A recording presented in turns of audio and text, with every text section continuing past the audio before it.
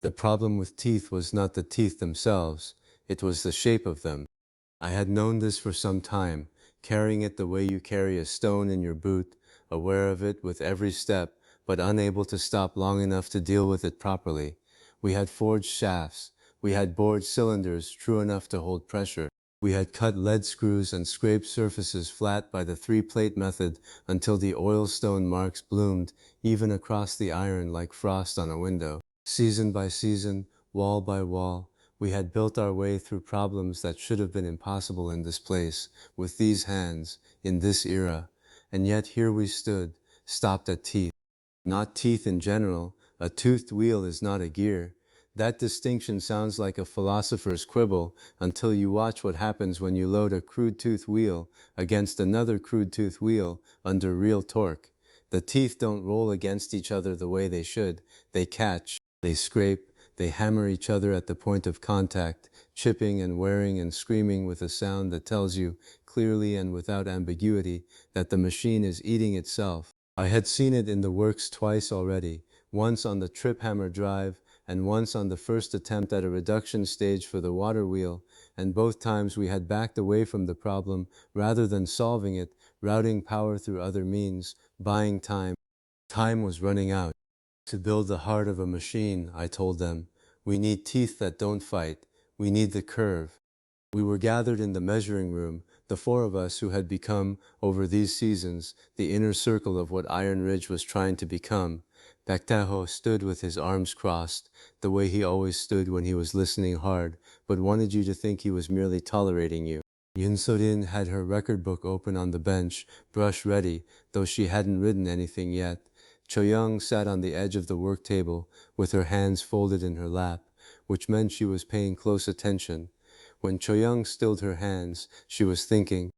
I set a crude wooden tooth form on the table, beside a sketch I had made the night before. The sketch showed two circles, pitch circles I had labeled them, though I hadn't yet explained what that meant, and the teeth projecting from each, and the small arrows indicating the direction of force at the contact point.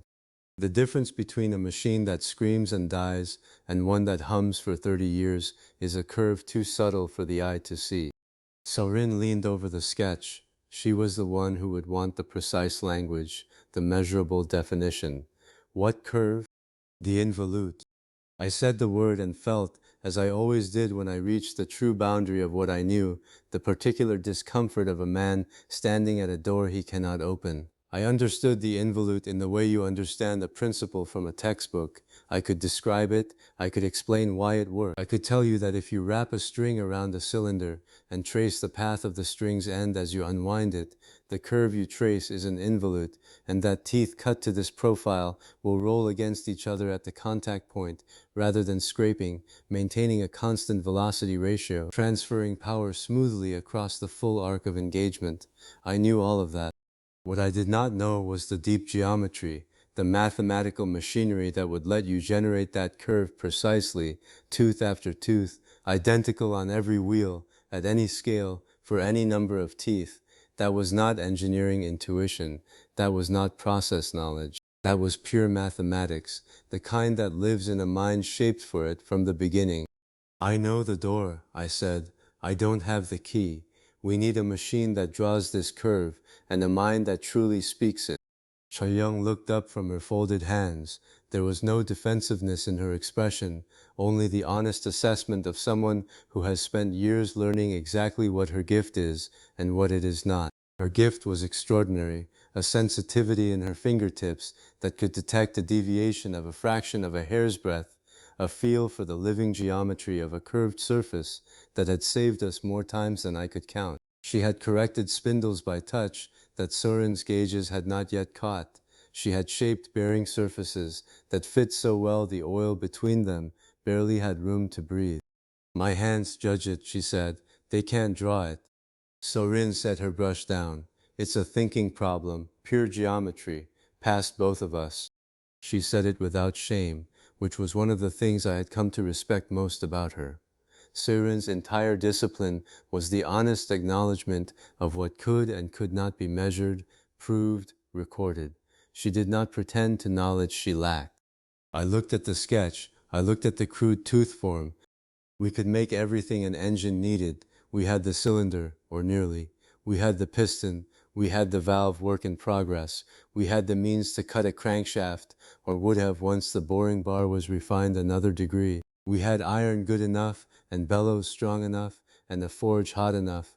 We had built our way, season by season, to the threshold of the thing I had been working toward since I first woke in this place and understood what it was going to take. We can make everything an engine needs except the one thing that makes it an engine, I said. Gears are the gate, and the gate's shut. Bekteho made a sound in his throat, not quite a laugh, not quite a grunt. The sound of a man who has watched you solve too many impossible problems to be entirely surprised, but is not yet ready to concede this one.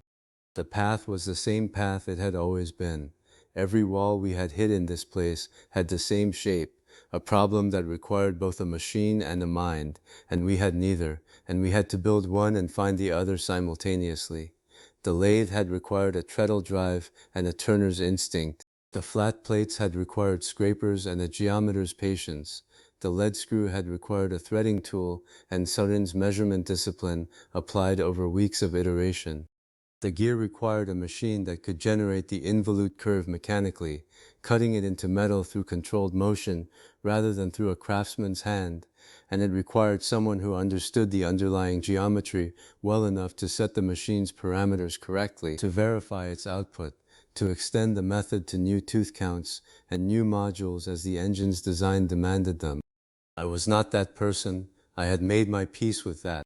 A machine that cuts the curve so no hand has to, I said, and a true geometer who thinks in these curves the way Bach thinks in fire. Baek-tae-ho looked up at that. He understood fire the way Cho-young understood surface, not as a set of rules to follow, but as a language he had been speaking since childhood, a thing he read in color and smell, and the behavior of the metal under the hammer. The forge was not a tool to him. It was a medium. I needed someone for whom geometry was the same kind of medium. I'm not that person, I said again. It needed saying twice, because the people in this room had a tendency, understandable and occasionally dangerous, to assume I had the answer already and was simply leading them through the steps of arriving at it themselves. Sometimes that was true. This time it was not. Sorin had been quiet for a moment. She was looking at the sketch with an expression I had learned to read. Not the focused look of measurement, but the slightly distant look of memory. There was a woman, she said, a refugee, came through the eastern checkpoint 2 seasons ago. The gate guards thought she was mad. A pause. She was drawing on the checkpoint walls, geometric figures, curves. The duty officer had her scrub them off, but I saw them before she did. I waited.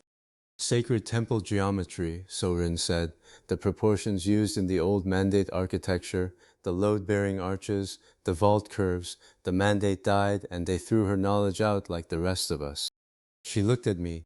She was a savant. The curves she was drawing on that wall, I didn't understand them then, I understand them now. I looked at the sketch, at the involute, at the two pitch circles, and the arrows showing the rolling contact. The sacred curves of mandate architecture, load-bearing arches designed to transfer force smoothly along their length, to eliminate scraping stress at the joints, to maintain a constant relationship between load and support across the full arc of the vault. A geometer trained in those proportions would have spent years learning to think in exactly the kind of rolling, constant ratio curve that the involute tooth profile required.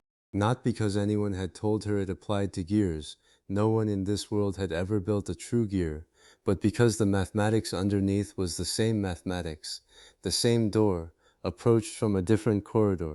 A mind that already lives in these exact curves, I said. Yes? Take me to her. Taho uncrossed his arms. He picked up the wooden tooth form and turned it in his hands, examining the crude profile with the same critical eye he turned on a piece of iron that wasn't quite right. He set it back down. A machine that cuts a curve no hand can. He said it slowly, the way he said things he was still deciding whether to believe. Why does this one still sound like sorcery? Because it's the cleverest trick yet, I said. The curve is generated by motion. The machine doesn't need to know the shape of the curve. It produces the curve as a consequence of how it moves. You set the relationship between the cutter's rotation and the blank's rotation, and the involute emerges from the kinematics.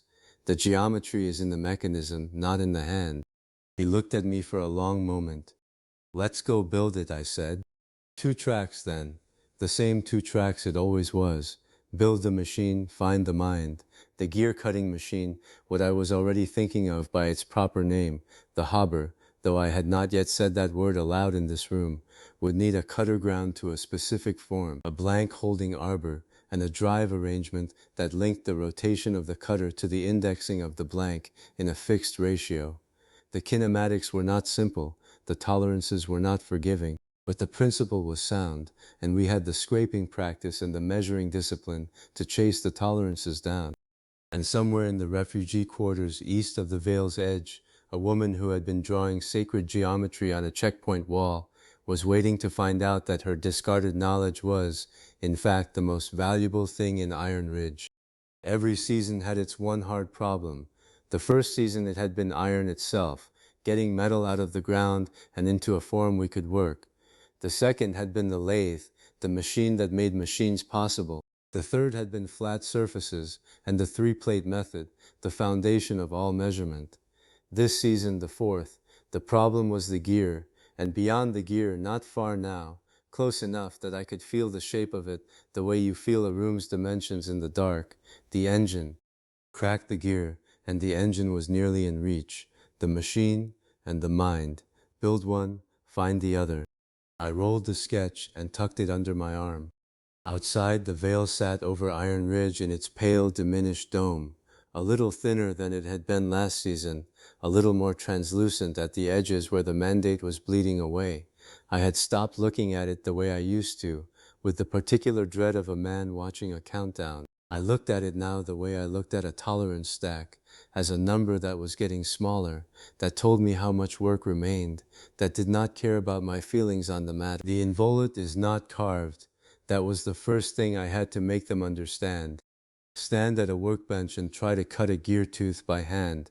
Try to file that precise, curving flank that allows 2 teeth to roll against each other without slipping, without binding, transferring force smoothly across the full arc of engagement, and you will fail. Not because your hands are unskilled, because the curve is not a shape you can chase with a file. It is a shape that emerges from motion, and motion is not something a hand can hold constant across 40 teeth, or 80, or 120. I had spent years understanding this before I ever arrived in Iron Ridge. I had spent the last several months making sure the people around me understood it too. The Hobber generates the involute. That is its entire secret, and it is a secret so simple it feels like a trick. A hob is a cutter, a worm-shaped tool with gashes cut across its threads to form cutting edges, those edges hardened and ground to carry the exact tooth form you want to produce. Set the hob spinning, set the gear blank spinning beside it, synchronize their rotation precisely so that for every fraction of a turn the blank advances, the hob advances by the corresponding fraction, as if they were already a pair of meshing gears, the hob the driver, the blank the driven. Then feed the hob slowly across the face of the blank. The chips flow, the teeth appear, not one at a time, the way a milling cutter produces them, index plunge, each tooth a separate operation, each one accumulating the error of the last, but all at once, generated continuously, the involute form emerging from the geometry of the synchronized motion itself. The machine thinks in motion. You don't carve the curve, the motion carves it for you. I said this to the team on the morning we finally laid out the full assembly plan, and Choyoung looked at me the way she sometimes did when she was deciding whether a thing I had said was profound or merely strange. You don't carve the curve, she repeated. The motion carves it for you. The machine thinks in motion. She turned back to the alignment drawing without further comment. That was how I knew she had understood it completely. The problem, of course, was the one we had met before in slightly different clothing. To hob gears accurately, the hob and the blank must turn in a fixed, precise ratio. The mechanism that enforces that ratio, the gear train connecting the hob spindle to the blank spindle, must itself be made of accurate gears. Change gears, we called them, interchangeable wheels that could be swapped in and out to set different ratios for different tooth counts. Without accurate change gears, the synchronization drifts, the hob and blank fall out of time with each other. The teeth come out uneven, the spacing irregular, the flanks malformed. To build the machine that makes good gears, we needed good gears. Cho-young was the one who said it aloud, in the flat voice she used when she was not complaining but simply naming a fact that deserved to be named. To build the machine that makes good gears, we need good gears. Again. She set down the drawing she had been studying. This world is held together by things you need to already have. It was not the first time we had met this problem. The lathe had been the first time. You need a flat surface to make a flat surface. You need a straight edge to make a straight edge. You need a screw to cut a screw. The three-plate method had broken that loop for surfaces. The bootstrap for the lead screw had been uglier. Start crude, use what you have, improve what you build with what you built. The same logic applied here. Pekteho had been listening from the corner where he was reviewing the metallurgical notes on the hob material. He did not look up. It pulls itself up by its own teeth, he said. I've stopped being surprised. I've started enjoying it. He said it with the particular calm of a man who has been surprised enough times that surprise has cured itself. I had noticed this change in him over the past months. In the early days of the forge work, each new paradox had visibly unsettled him. The idea that you could not get to precision without already having precision had struck him as a kind of cosmic injustice. Now he seemed to find it almost elegant. The bootstrap was the method. Start with crude change gears, good enough to run a first hobbing pass. Feed the output of that first pass, better gears, more consistent than anything we could cut by indexing, back into the machine as improved change gears. Run a second pass, feed those back. The Hobber would improve itself with its own product, pulling its accuracy up by the teeth of its own making. It would take iterations. Everything took iterations. That was not a problem. That was the process. We built the Hobber from everything we had accumulated. The bed came from the planed and scraped cast iron we had been producing since the foundry improvements, flat to within what our surface plates could certify. The spindles ran in bronze bearings that Mokche had fitted by hand, scraping the bores until the journals turned without detectable play. The feed mechanism borrowed the lead screw logic we had developed for the lathe, translated into the slower, heavier register that hobbing required. Then Cho-young scraped it. She scraped the critical mating surfaces of the Hobber, the way she scraped everything, methodically, without visible impatience, working the blue-marked high spots down with a hand scraper until the contact pattern spread even across the full face. But she went further on the Hobber than I had seen her go on anything else. She scraped past the point where her own hands could feel the remaining error, working from the surface plate readings alone, trusting the measurement over her sense of touch. If the Hobber lies, she said, not pausing in her work, every gear it cuts lies. I'm scraping past where even I can feel. I watched her work for a while without speaking. There was nothing to add. She understood the stakes as well as I did, better perhaps, in the tactile register that was her particular intelligence. A lie in the Hobber's geometry would propagate into every gear the machine ever produced, and those gears would propagate it further into every machine they drove. The error would compound through the whole chain of capability we were trying to build. She was scraping it out at the source, at the cost of working blind, guided only by the plate and the numbers. That was the right method. I did not tell her so. She knew. Mokje made the hob. The hob is the heart of the Hobber, the cutter that carries the tooth form, that transfers the involute into every blank it touches. Making it was the most demanding single piece of tool-making we had attempted. Mok spent 4 days on it, forging the blank from the best tool steel Bechtel could produce, turning it to dimension on the lathe, cutting the helical thread form, gashing the flutes across the threads to create the cutting edges, hardening the whole assembly, then grinding the cutting faces back to geometry after hardening had moved them. He brought it to the bench when it was finished and set it down without ceremony. It was a compact, dense thing, shorter than your hand, the helical thread gleaming where the ground faces caught the lamplight, the flutes running across it at their precise angle. The shape of the gear's teeth lives in the shape of this cutter, he said.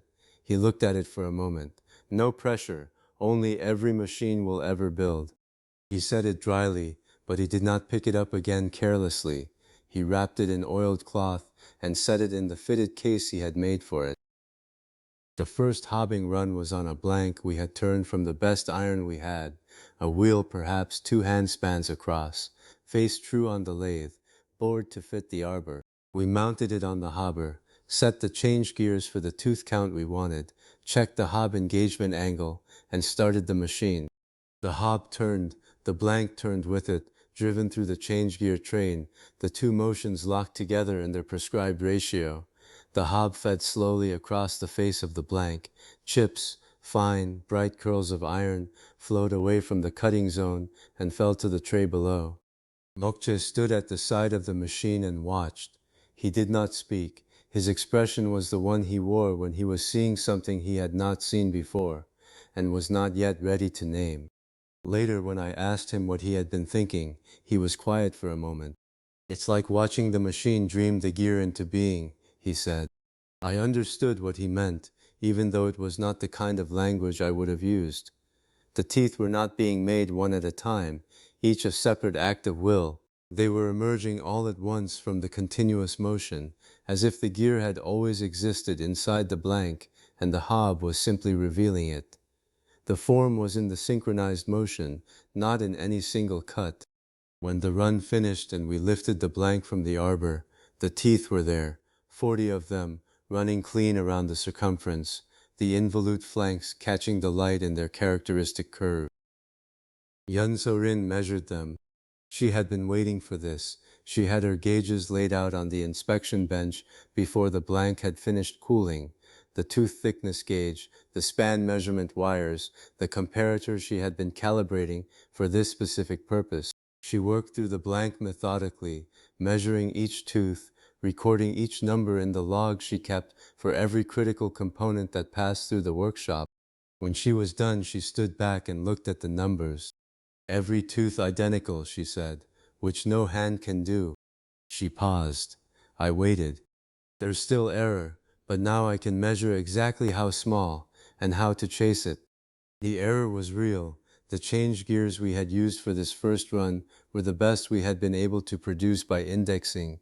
Good, by the standards of what we had been able to do before the Hobber existed, but not good enough to make the Hobber's own synchronization perfect. The error in those change gears had printed itself into the spacing of the new teeth, subtly, measurably, but consistently.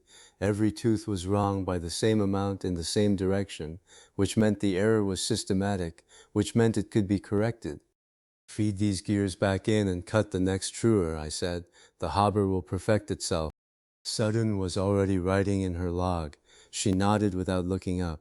She had understood the plan before I said it. She had been measuring toward it.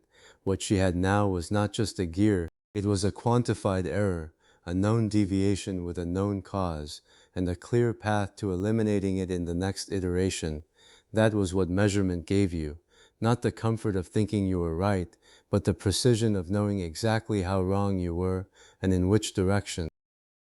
We stood in the workshop as the lamps burned low, the Hobber gleaming at the center of the bench, the first true gears laid beside it on the inspection cloth. Baek-tae-ho had come back in from the metallurgy room and was looking at the gears with the expression he had been wearing more often lately.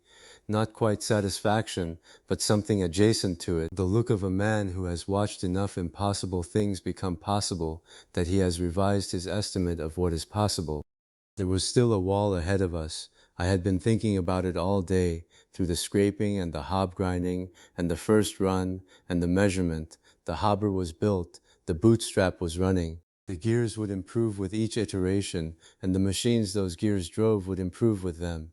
But engine-grade quality, the precision that a working steam engine demanded from its valve gear, its governor, its crankshaft, required more than accurate teeth.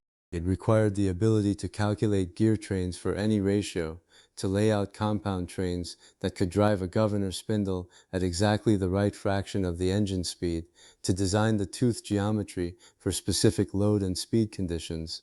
The Hobber was the loom. We still needed the weaver who could read the pattern. We built the loom, I said. We still need the weaver who can read the pattern. Itaho picked up one of the gears and turned it in his hands, feeling the teeth with his thumb.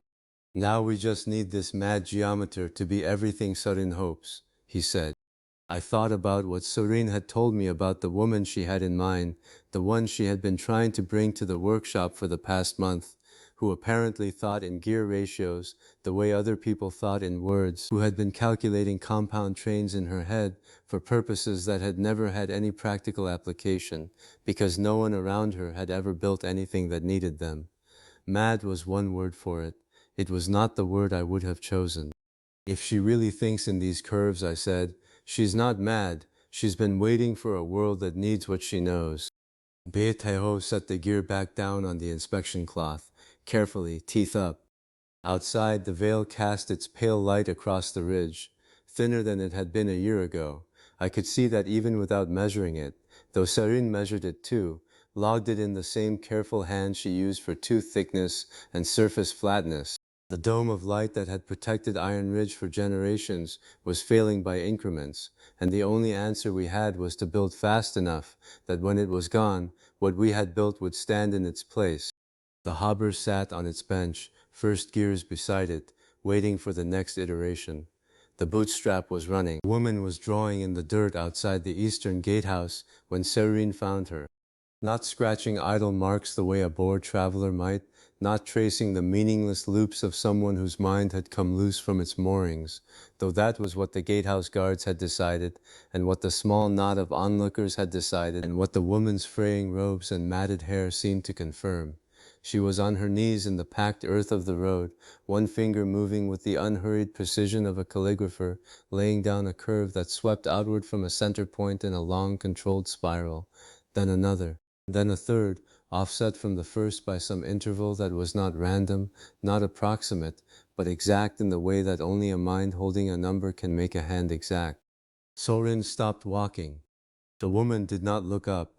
Her finger completed the arc, lifted, returned to the center, began again on a new curve that rolled outward to meet the first at an angle that was, Sorin's eye caught it before her mind named it, conjugate. The two curves met in the way gear teeth must meet if the load is to transfer smoothly, if the velocity ratio is to hold constant through the mesh, if the machine is to run and not merely turn.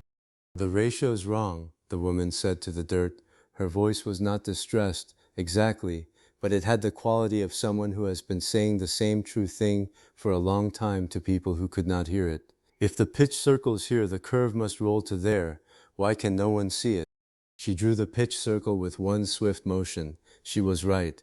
Saurin had been trained in temple metrology, in the sacred geometries of the mandate's anchors, in the mathematics that underpinned the veil's focusing curves, and she knew an involute when she saw one. She also knew how rare it was to see one drawn freehand in road dust with a fingertip, at full accuracy, by a woman who appeared to have been sleeping in doorways. This woman isn't mad, Sorin thought, standing very still. She's the most precise mind in this town, and the world threw her in a gutter for it. I was in the gearworks when Sorin came to find me, and she did not explain on the way back. She just walked quickly and said, "Come and look." That was enough. Sorin did not summon people to look at things that were not worth looking at. The woman was still drawing when we arrived. The crowd had thinned, boredom or unease or both, and she had expanded her diagram to cover a span of road perhaps 3 paces across, a whole involute gear system laid out in the dust with pitch circles, base circles, pressure angles, the curve of each tooth flank traced with a finger that never wavered. She had not looked up. She was talking softly to the geometry, the way a person talks to a problem they are inside rather than observing. I crouched at the edge of the diagram and looked at it for a long moment. I had been fighting the gear problem for a month. The hobbing machine was built. The hob cutter, the indexing head, the feed mechanism, all of it assembled and functional in the way that a thing can be functional without being right. The gears it cut ran, but they did not run well.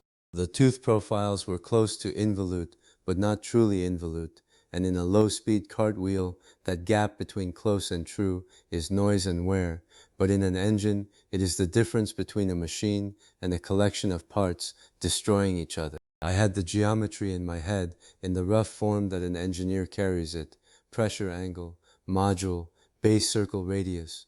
But the fine derivation, the precise relationship between the generating rack and the tooth flank curve, the exact offset corrections for undercutting at small tooth counts, the mathematical proof that would let me specify any gear in the system with confidence, that was past me. I had been working from memory and approximation was not going to be enough. I looked at the diagram in the dirt. "The geometry's past me," I said. "Can you read this?" The woman looked up for the first time.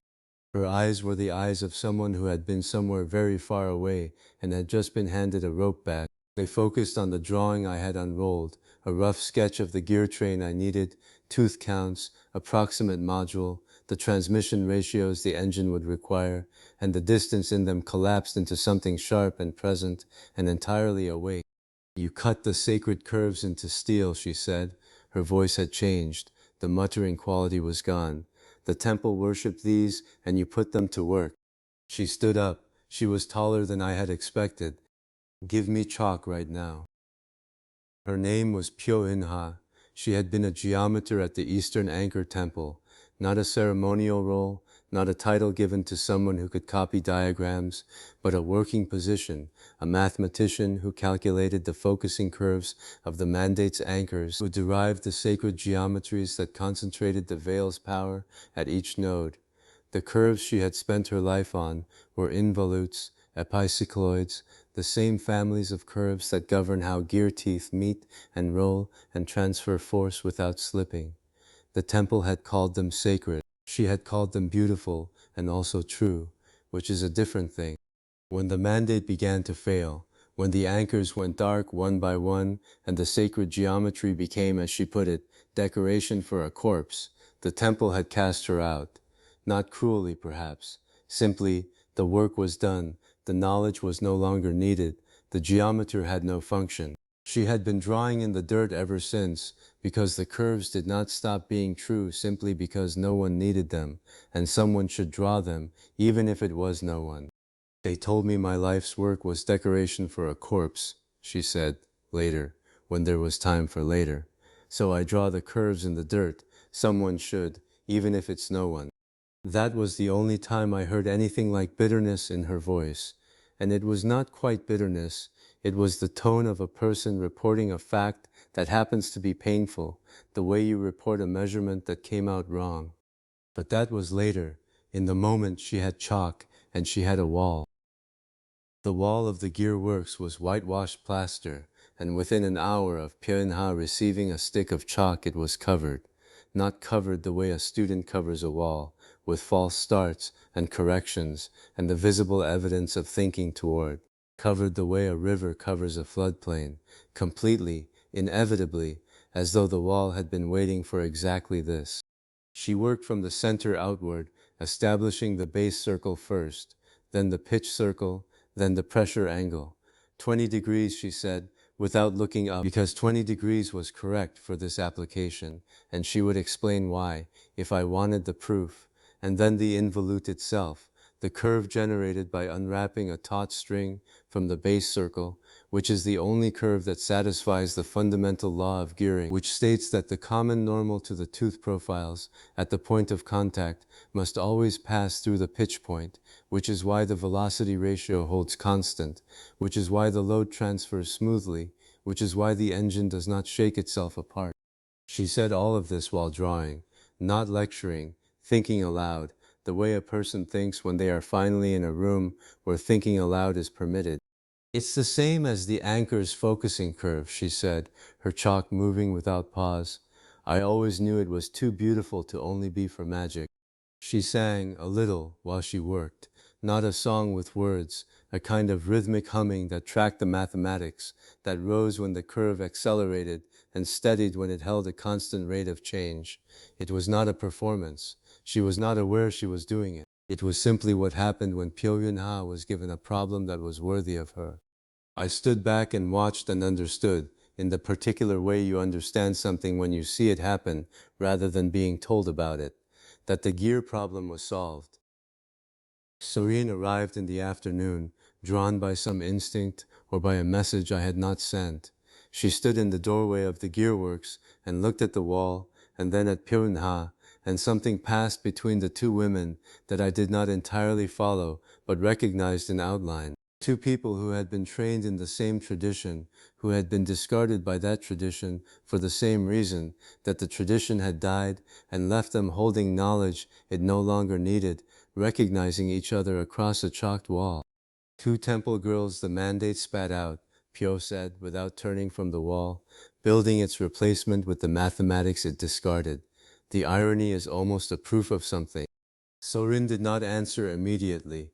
She looked at the diagram for a long moment, reading it the way she read measurement records, carefully, without hurry, checking each line against the one before it. Then she said, "The pressure angle derivation on the third tooth count, you've carried it to 6 significant figures." "5 is sufficient," Pyo said. "6 is honest." Sorin made a small sound that from her was the equivalent of a laugh. By evening the Hobber was cutting differently.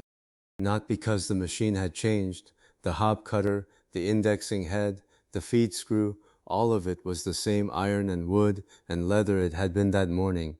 What had changed was the specification. Pyo had translated the wall into a set of numbers, base circle radius to 4 decimal places of the module. Pressure angle confirmed at 20 degrees, the precise feed rate and hob rotation ratio that would generate a true involute flank rather than an approximation of one. She had also derived the correction factors for tooth counts below 17, where undercutting becomes a problem, and the modified addendum values that would eliminate it. I set the Hobber to her numbers and cut a test gear. The tooth flanks were smooth in a way the previous cuts had not been. I ran a mating gear against it by hand, feeling for the transfer of motion, and the velocity ratio held, not approximately, not close enough, but held constant through the mesh, the way it is supposed to hold.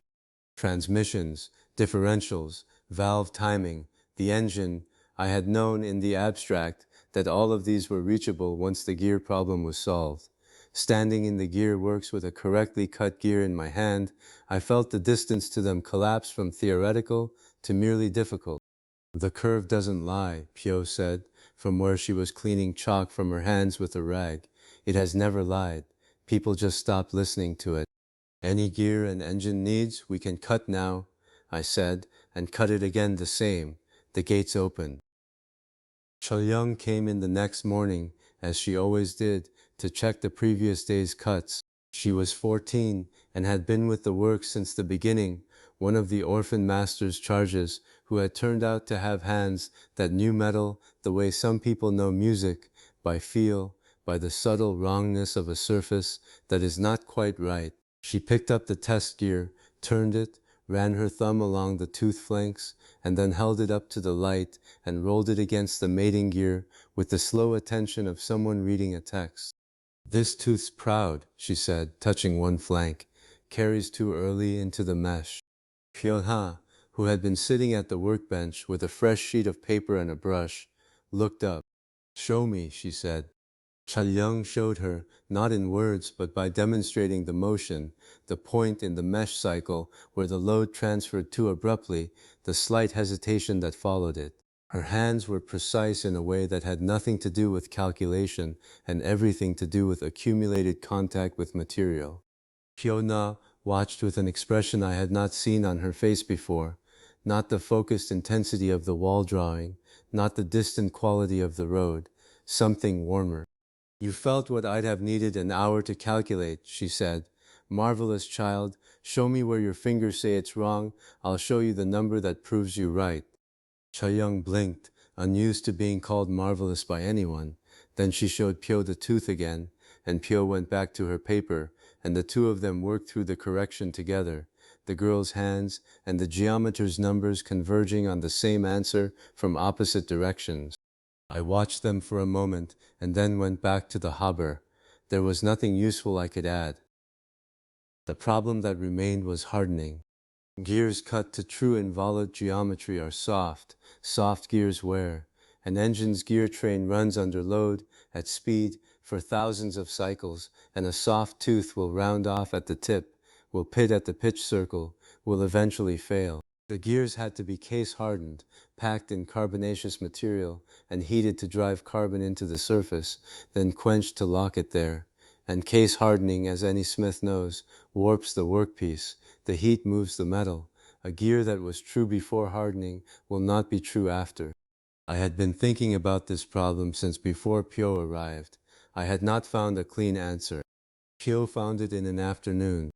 The heat will twist the curve, she said, in the tone of someone stating a constraint rather than a problem. Predictably, I'll tell you exactly how much. She paused, brush moving. Cut them wrong so the hardening moves them right, or grind them after. Both. I'll give you the numbers. Cut them wrong so the hardening moves them right. I had known, in principle, that distortion could be anticipated and compensated, that if you knew the magnitude and direction of the warp, you could pre-distort the workpiece in the opposite direction and let the heat correct it. I had not had the mathematical framework to calculate the compensation. Pyo had it, or would have it by morning. The alternative was grinding after hardening, cutting the hardened tooth flanks back to true geometry with an abrasive wheel, which required a grinding setup we did not yet have, but could build. Both approaches together, cut with compensation, harden, grind to final truth, cut, harden, grind. The sequence was clear now. The path to engine-grade gears, hard enough to last, true enough to run, was laid out in front of us. We found her proper robes from the stores, not the temple robes she had lost, but clean wool, well fitted, with the particular quiet dignity of clothing that has been chosen rather than merely obtained. Someone brought a proper brush case. Someone else cleared a section of the workbench and made it hers, with a lamp positioned for the angle she preferred and a supply of paper that would not run out. She stood in the gearworks in the late afternoon light, in clean robes, with chalk dust still on her hands and a new diagram half finished on the wall, and looked around at the sooty shed with its iron smell and its charcoal haze and its racks of cut gears waiting for the hardening sequence. I had a great haul once, she said, and a title, a pause, and I've never been as useful as I am in this sooty shed, funny old world. I had been thinking about what to say to that since the morning, and I had not found anything that was not either too much or too little. I settled for what was true. It's a better world than the one that threw you out. We built it that way on purpose. I looked at the gear rack, at the wall of chalk, at Choyoung in the corner checking tooth profiles with her thumb. Now, let's make teeth that last forever. Pyo-euna picked up her chalk. The curves, which had never lied, which had been waiting in the dirt of the road for someone to need them for something real. The teeth aren't a gear until they're hard and true, and the cruel joke is that making them hard makes them untrue. I had understood this paradox in the abstract long before I understood it in iron. Soft gears, even perfectly cut ones, wear fast under load. The teeth deform at the tips, the flanks pit, the mesh grows sloppy, and within a week of real service the whole transmission is eating itself. You need hardness, but the fire that gives you hardness, the case hardening process Taeho had refined since the early forge work, the pack cementing and quench that skins the steel with a shell harder than anything we could cut, that same fire moves the metal, it twists, it breathes. The teeth you cut true come out of the quench bath ever so slightly wrong, and the wrongness is not random but systematic, following the geometry of the tooth form, and the grain of the steel, and the speed of the quench, and it is enough to ruin everything. The path was always going to be cut, harden, grind. I had known it from the beginning, but knowing a path and walking it are different measures. Pyo-eun-ha had said it simply, the way she said everything that mattered. The fire moves the curve. I can tell you to the hair how far. Either way the geometry wins. She was right, of course. She was always right about the geometry. Taeho worked the case hardening with the focused quiet of a man who has made peace with fire. The gears, 6 of them, cut to the tooth profile we had spent 2 episodes of iteration arriving at, the involute flank smooth enough to catch a reflection, went into the pack. Bone char and charcoal, sealed in the clay-luted iron box, held at heat for the hours the carbon needed to migrate into the skin. Then the quench, fast and deliberate, the steel shrieking as it hit the water. He pulled them out one by one and held each up in the forge light, turning it slowly. The surface had that characteristic blue-gray sheen of case-hardened steel, dense and almost glassy where the light caught the tooth flanks. He set them in a row on the stone bench and looked at them the way a man looks at children he has raised. "These little teeth carry the whole engine," he said. "They'll be as hard as anything I've ever made." He was not boasting. Teho did not boast. He was stating a measurement. Serene measured them the next morning. She had her gauges out before the lamp oil was warm, the 2-thickness gauge we had built in the 3rd week of the season, the span wire caliper, the master involute template cut from the same geometry Pio had computed. She worked tooth by tooth around each gear, recording each reading in the logbook in her small, exact hand. The rest of us stood back. You do not crowd Sudin when she is measuring. When she finished the 3rd gear, she set down the caliper and looked at the numbers without expression for a long moment. "We made them hard," she said, "and in doing it we made them wrong. Both problems are real, and they fight each other." The distortion was not catastrophic, a few hundredths of a unit at the tooth tips, a slight barreling on 2 of the flanks, 1 gear with a barely perceptible taper across its face width. In soft steel these errors would have been nothing. In a precision transmission they were everything. The involute profile that makes gears mesh without sliding friction, that keeps the contact ratio constant through the full arc of engagement, that profile is only as good as its worst tooth. One bad tooth and the mesh chatters. The chatter becomes wear. The wear becomes failure. I looked at the numbers over Soren's shoulder and felt the familiar weight of the problem settling onto the bench between us. We had always known this was coming. Knowing it did not make it lighter. Pio had been sitting at the far end of the bench with her compass and her ruled paper since before Serin finished measuring. She did not wait to be asked. By the time we turned to look at her, she had already been working for half an hour, and the paper in front of her was covered in the fine curved lines of her tooth form analysis, the predicted distortion mapped against the nominal profile, the delta computed at a dozen points along each flank. She looked up when she felt us watching. "We don't fight the distortion," she said. "We use it." She turned the paper so we could see. What she had done was this. She had taken Serien's measurements of the hardened and warped gears, extracted the systematic component of the distortion, the part that followed the geometry rather than the grain, the part that would repeat from gear to gear if the process repeated, and inverted it. She had computed a pre-distorted tooth profile, one that was deliberately wrong in exactly the way the fire would make it wrong, so that after the fire it would come out right. Cut the teeth wrong, harden them, the fire bends them, they come out true. "It's so elegant I could weep," she said, and her voice was entirely level, which was how you knew she meant it completely. I looked at the numbers. The math was clean, the logic was sound. The only question was whether the distortion was consistent enough to predict, whether the fire was disciplined enough to be inverted. Tahoe said it was. He had been watching the quench behavior for weeks. He knew where the steel moved. We would cut the next set pre-distorted, harden them, and measure. If Pio's inversion was right, they would come out true. If it was wrong, we would measure the error, refine the model, and cut again. This was the method. This was always the method. But cutting and hardening were only 2 legs of the 3. The third was grinding. Even with perfect pre-distortion, the hardened surface would carry the marks of the cutting tool, small ridges, the faint scalloping left by the cutter's passes, irregularities too fine for the tooth thickness gauge, but not too fine for the loaded mesh.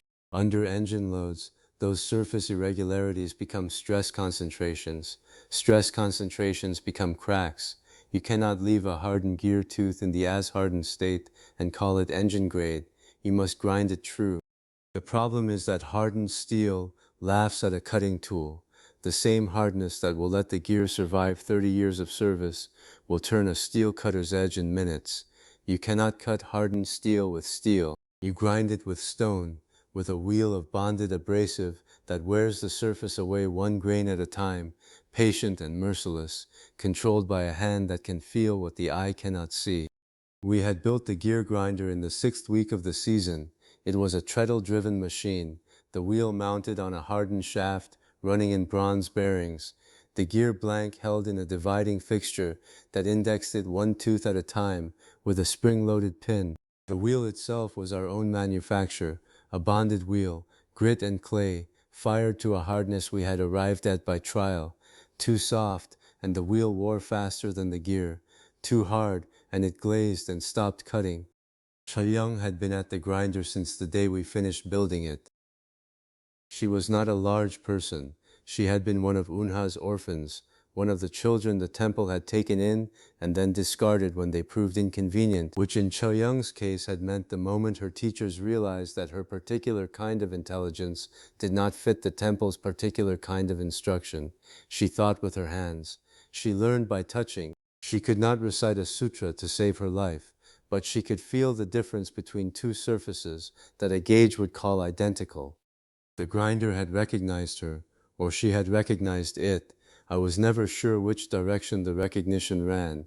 Within a week she was producing results that I had not expected to see for a month. Within 2 weeks she had developed a technique for reading the grinding spark, the color and length and angle of the sparks thrown off the wheel as it cut, that told her things about the tooth surface that we had no instrument to measure directly. She had invented her own metrology. It lived in her fingertips and her eyes and nowhere else. She stood at the grinder now in the forge light, the treadle moving in a rhythm so steady it seemed mechanical, the wheel singing its high, thin note against the hardened tooth. She was not watching the gear. She was watching the sparks and feeling the resistance through the fixture, reading the tooth the way a blind man reads a face. Every tooth perfect, she was thinking.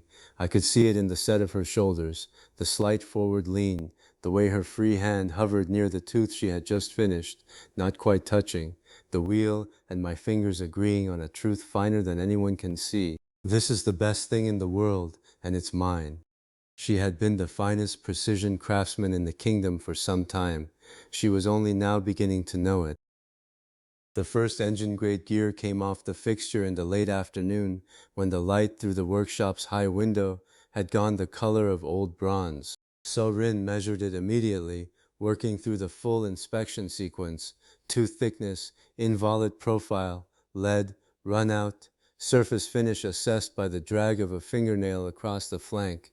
She recorded each number. She checked her arithmetic. She looked at the results for a long moment. "The hardest precision in the whole craft," she said, "and we've cracked it." I picked up the gear and held it next to its mate, the second gear from the same batch, ground to the same standard. I meshed them by hand, slowly, feeling the teeth engage. "Cut, hardened, ground," I said. "Listen to it mesh, not a whisper." There was nothing to hear. The teeth found each other and moved together without sound, without the faint clicking that even good hand-cut gears produce, without the slight resistance that signals a tooth slightly out of profile. The mesh was silent the way a well-fitted joint is silent, not because there was no contact, but because the contact was so even and so full that there was nothing left over to make noise with. 30 years, that was what a mesh like that meant. An engine running on gears like these would still be running when the children in the workshop were old. The teeth would wear, but slowly, evenly, the profile maintaining itself as it wore because the geometry was right. You could trust your life to a gear like this. People would, eventually. We ran the load test at dusk. The test rig was simple: the engine-grade pair in one drivetrain, the best hand-cut soft pair we had made in the early weeks of the season in a parallel train, both loaded to the same torque through a common brake. We ran them together and watched. The hand-cut pair announced itself within the first minute, a faint singing at the mesh frequency, the sound of involute profiles that were close but not exact, of tooth tips that were touching before the flanks were fully engaged. It was not a bad sound by the standards of what we had been able to make before this season. 2 months ago I would have called it excellent. Now it sounded like what it was, close enough for a mill wheel, not close enough for an engine. By the 10th minute the hand-cut pear was running warm, by the 20th it was running hot, and the pitch of the mesh note had risen slightly as the tooth surfaces began to wear and the contact pattern shifted. By the 30th minute the wear was visible, the bright scoring on the tooth flanks, the metal transferring from one surface to the other, the beginning of the process that would end, within a week of real service, in a gear that was no longer a gear. The engine-grade pair ran cool and silent through all of it. That's 30 years of service in the sound of one quiet gear, I said, an engine you can trust your life to. No one argued with the arithmetic. Unha and Choyoung stood together at the bench afterward, looking at the finished gears laid out in their row. It was an odd pairing, the geometer who computed curves to the hair and the grinder who felt them to the same standard by touch, the one who had grown up in the temple's inner courts and the one the temple had thrown away. They had arrived at the same place from opposite directions. Look what these curves become, Unha said, when a pair of honest hands is allowed to make them real. Chayoung looked at the gears for a moment, then she looked at her own hands, which were gray with grinding dust to the wrist. Your numbers, my hands, she said. The temple had no use for either of us. There was no bitterness in it. It was a statement of fact, offered in the same register Taeho used when he reported a temperature. The temple's loss had been the workshop's gain, and the workshop was where the work was, and the work was what mattered. They both knew this. They had known it for a while. I looked at the gears and let myself have one moment of the satisfaction before moving on. It was a real thing. Cut, hardened, ground, true to the tooth, silent in the mesh. We had solved the paradox. We had a process. But every gear rides on a shaft, and every shaft on bearings, and bearings have their own standard that makes gear precision look forgiving. Round to a fraction of a hair, or it binds and burns. The roundness problem is harder than the tooth problem in some ways, because at least a tooth has a geometry you can compute. A bearing surface must simply be round, round in every plane, round at every point, round in a way that no tool can guarantee directly, only the method of mutual correction working across three surfaces until the error has nowhere left to hide. I had been thinking about the bearing problem since the beginning of the season. I had been waiting until we had someone capable of the work. I looked at Chayoung. Every gear rides on a shaft, I said. Every shaft on bearings, round to a fraction of a hair, or it binds and burns. Chayoung, this next one's yours. She looked up from the gears. Something shifted in her expression. Not surprise exactly, but the particular alertness of a person who has just been handed a problem they already knew they wanted. Every spinning shaft in every machine Do-jin had ever studied rode on bearings, not on brute iron, not on luck, on bearings. And the commonest way a machine died was not fire, not fracture, not flood. It was a seized bearing, a shaft grinding itself still against its housing, while the rest of the machine shook apart around it. He had known this since boyhood, crouched beside his grandfather on the workshop floor, listening to the old man describe failure modes, the way another grandfather might describe weather. The finest precision in the whole craft, Do-jin said, looking across the bench at Choyoung. And it's yours. She didn't answer immediately. She was already looking at the parts laid out before her, the way she always looked at things she was about to understand. He had explained the anatomy first, because the anatomy was everything. A bearing was not complicated in concept, races, rolling elements, cage, but concept and execution lived in different countries. The outer race and the inner race, two hardened rings, one fitted to the housing, one riding the shaft, the space between them populated by balls that rolled instead of slid, carrying the load around the circle rather than dragging it across a flat. The cage, a spacer that kept the balls from bunching together, distributing them evenly around the circumference so the load had nowhere to concentrate. Round everywhere, Do-jin said, tracing the cross-section he had scratched into the slate. Not round in one place and close enough in another, round everywhere identically. every ball the same size as every other ball, within a tolerance so fine it makes our current gauges look like rope. This is not a matter of close enough. He set the chalk down. This is roundness as a religion. Choyoung studied the sketch. She had a way of going still when something interested her, not the stillness of confusion, but the stillness of a person who was already working through the problem internally and didn't want the outside world interrupting. Baek Tae-ho had understood immediately what the bearing steel required. He had spent 3 days at the furnace before he said a word about it, and when he came back with samples. A high chrome steel, through hardened, the carbon and chromium balanced to produce a surface that resisted deformation under the kind of concentrated point loading a rolling ball produced. Ordinary steel would pit, ordinary steel would brunel, leave small craters where each ball pressed, and once the craters were there, the bearing was already dying. The little parts that carry everything, Taeho said, turning one of the rough ground blanks in his fingers. The surface caught the lamplight in a way that ordinary iron did not, a depth to it, a density. They get the best steel I know how to make. He said it without ceremony, the way he said most things, but Do-jin had noticed that Taho's voice always dropped a fraction when he was genuinely satisfied with a heat, and it had dropped now. The raceway grinding was Choyoung's operation, and watching her work it was not entirely comfortable. Not because she was uncertain, the opposite. She was so certain, so absorbed, that the rest of the workshop seemed to recede around her. She sat at the grinding fixture with the race clamped and rotating, the abrasive wheel dressed to the correct radius, and she fed it by feel and by sound, and by the resistance she felt through the hand that steadied the work. A high spot the size of nothing, a hair's hair. She would bring the wheel in by a breath, listen to the change in tone, withdraw, check, bring it back, round, all the way round, no lies left in it anywhere.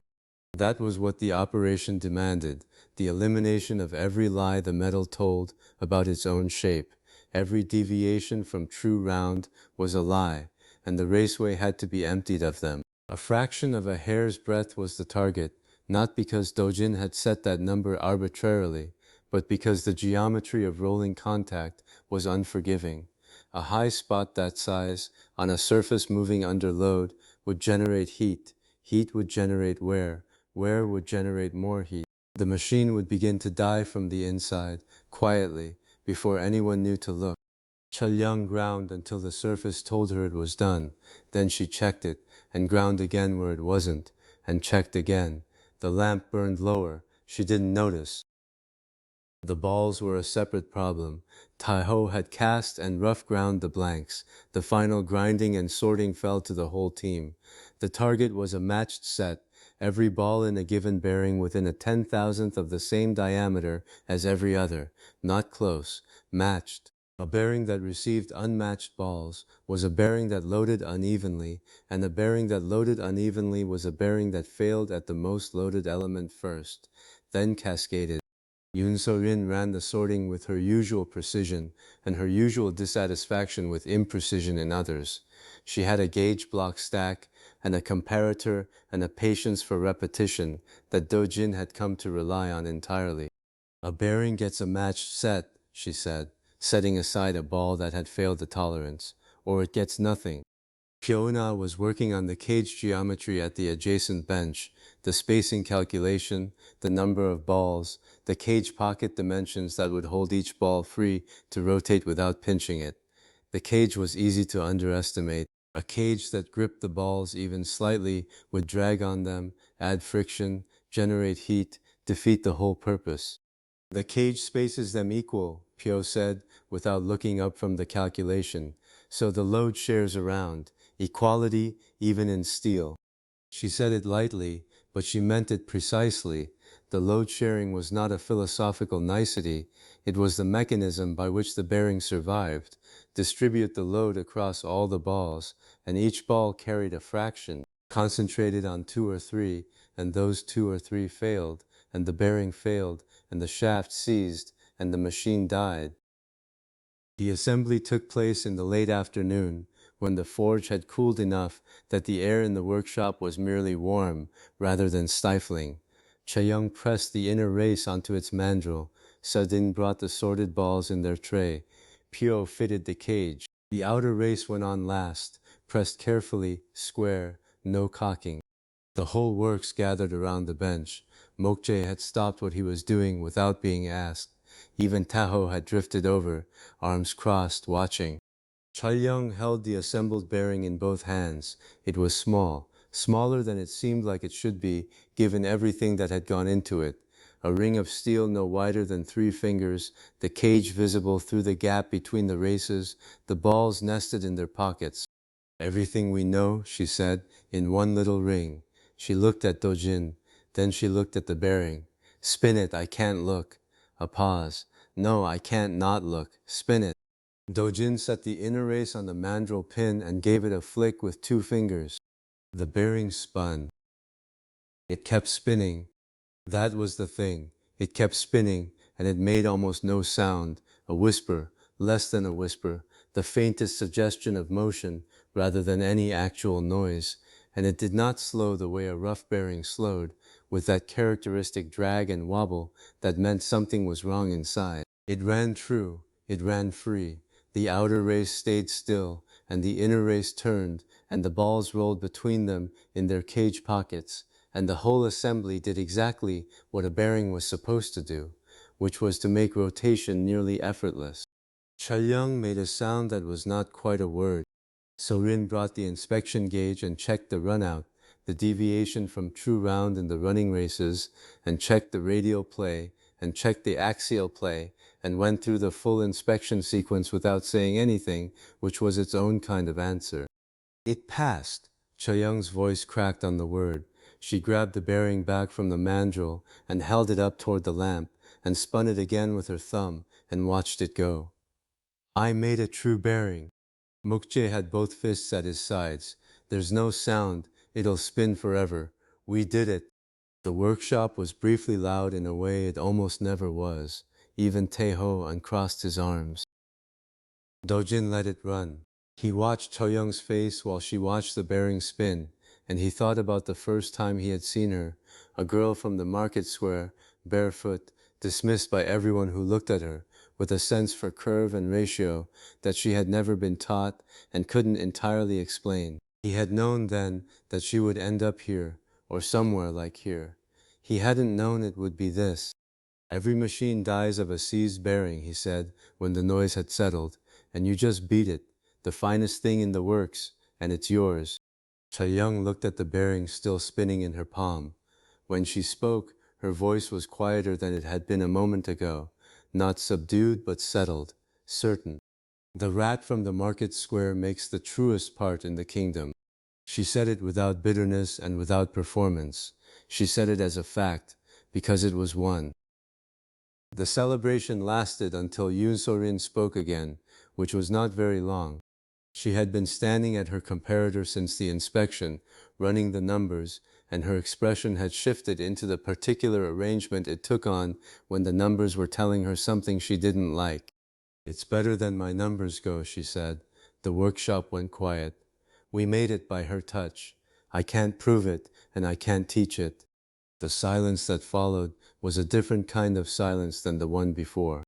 Do-jin understood the problem immediately. A bearing that existed was a milestone, a bearing they could make again, reliably, in quantity.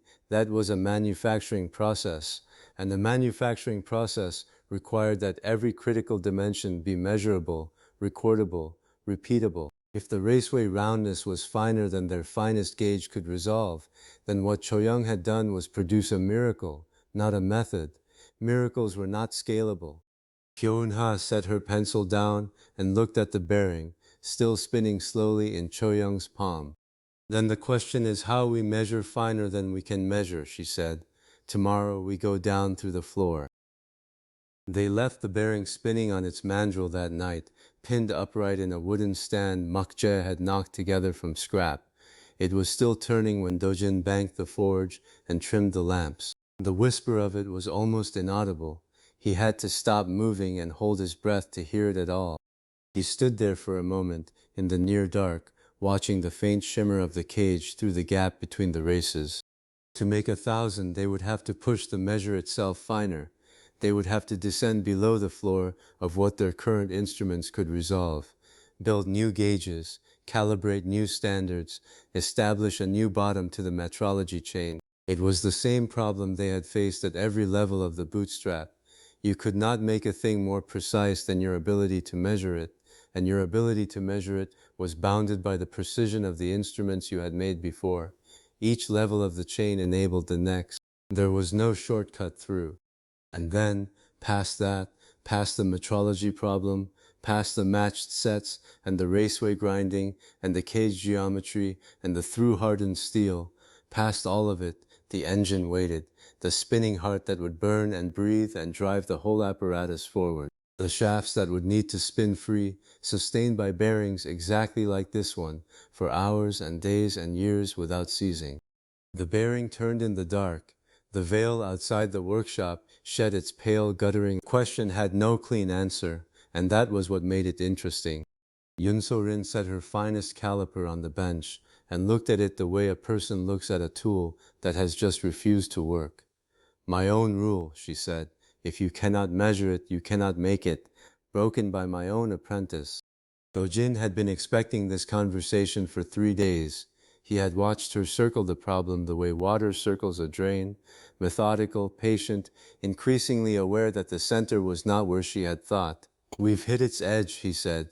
We pushed the measure itself down another notch, past the floor. She did not argue. That was the thing about So-rin. She had no attachment to being right that was stronger than her attachment to being accurate. She picked up the caliper again, turned it in the lamplight, and set it down once more. I'm trying to weigh a feather on a grain scale, she said.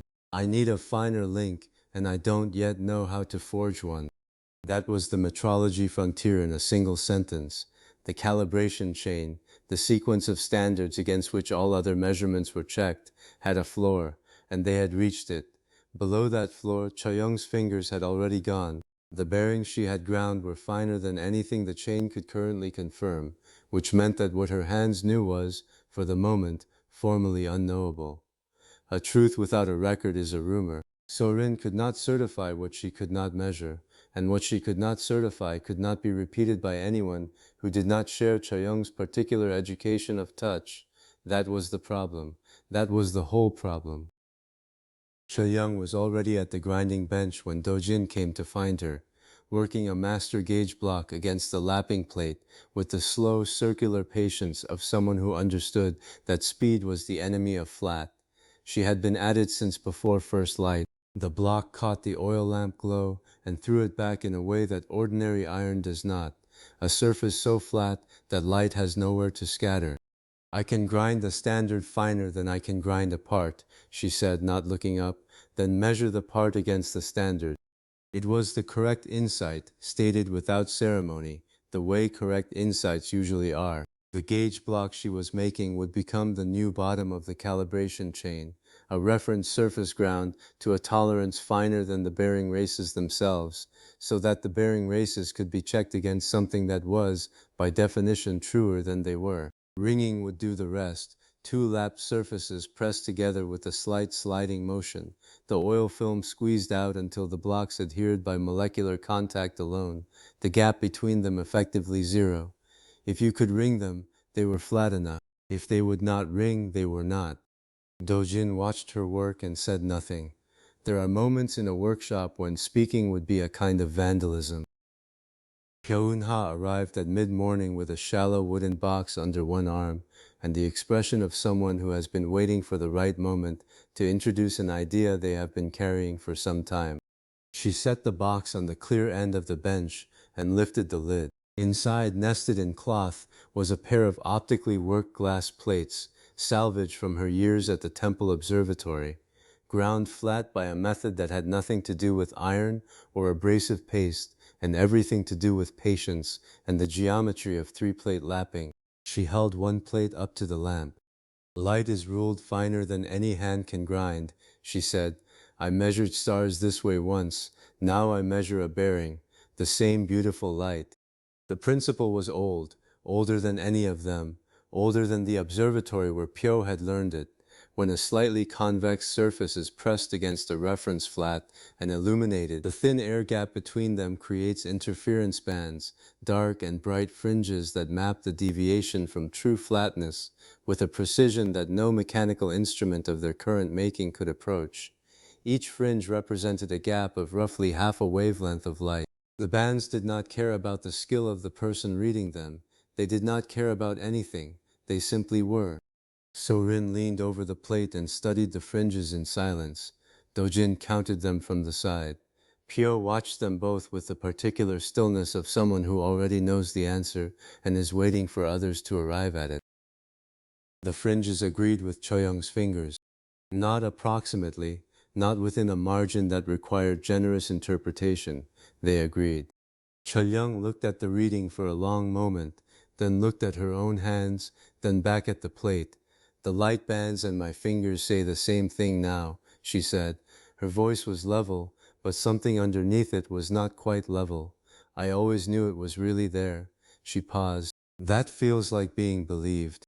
Do-jin did not say anything immediately. There was a category of statement that deserved a moment of silence before the world moved on, and that was one of them. What her fingers had read, in the dark, by feel, working a surface she could not see to a standard she could not then verify that had been real. The truth had been in her hands before the chain could hold it. The chain had now caught up. So-rin straightened. We needed her fingers to find the truth, she said. Now the chain can hold it. A miracle you can repeat isn't a miracle, Do-jin said. It's a craft, and a craft anyone can learn is a civilization. He meant it precisely. A technique that lived in one person's hands died with those hands. A technique that could be taught, verified, and passed on was something else entirely. It was infrastructure of a kind that no army could burn, because it lived in the method, not the practitioner. What they had done this morning was not merely validate Choyoung's gift, they had translated it.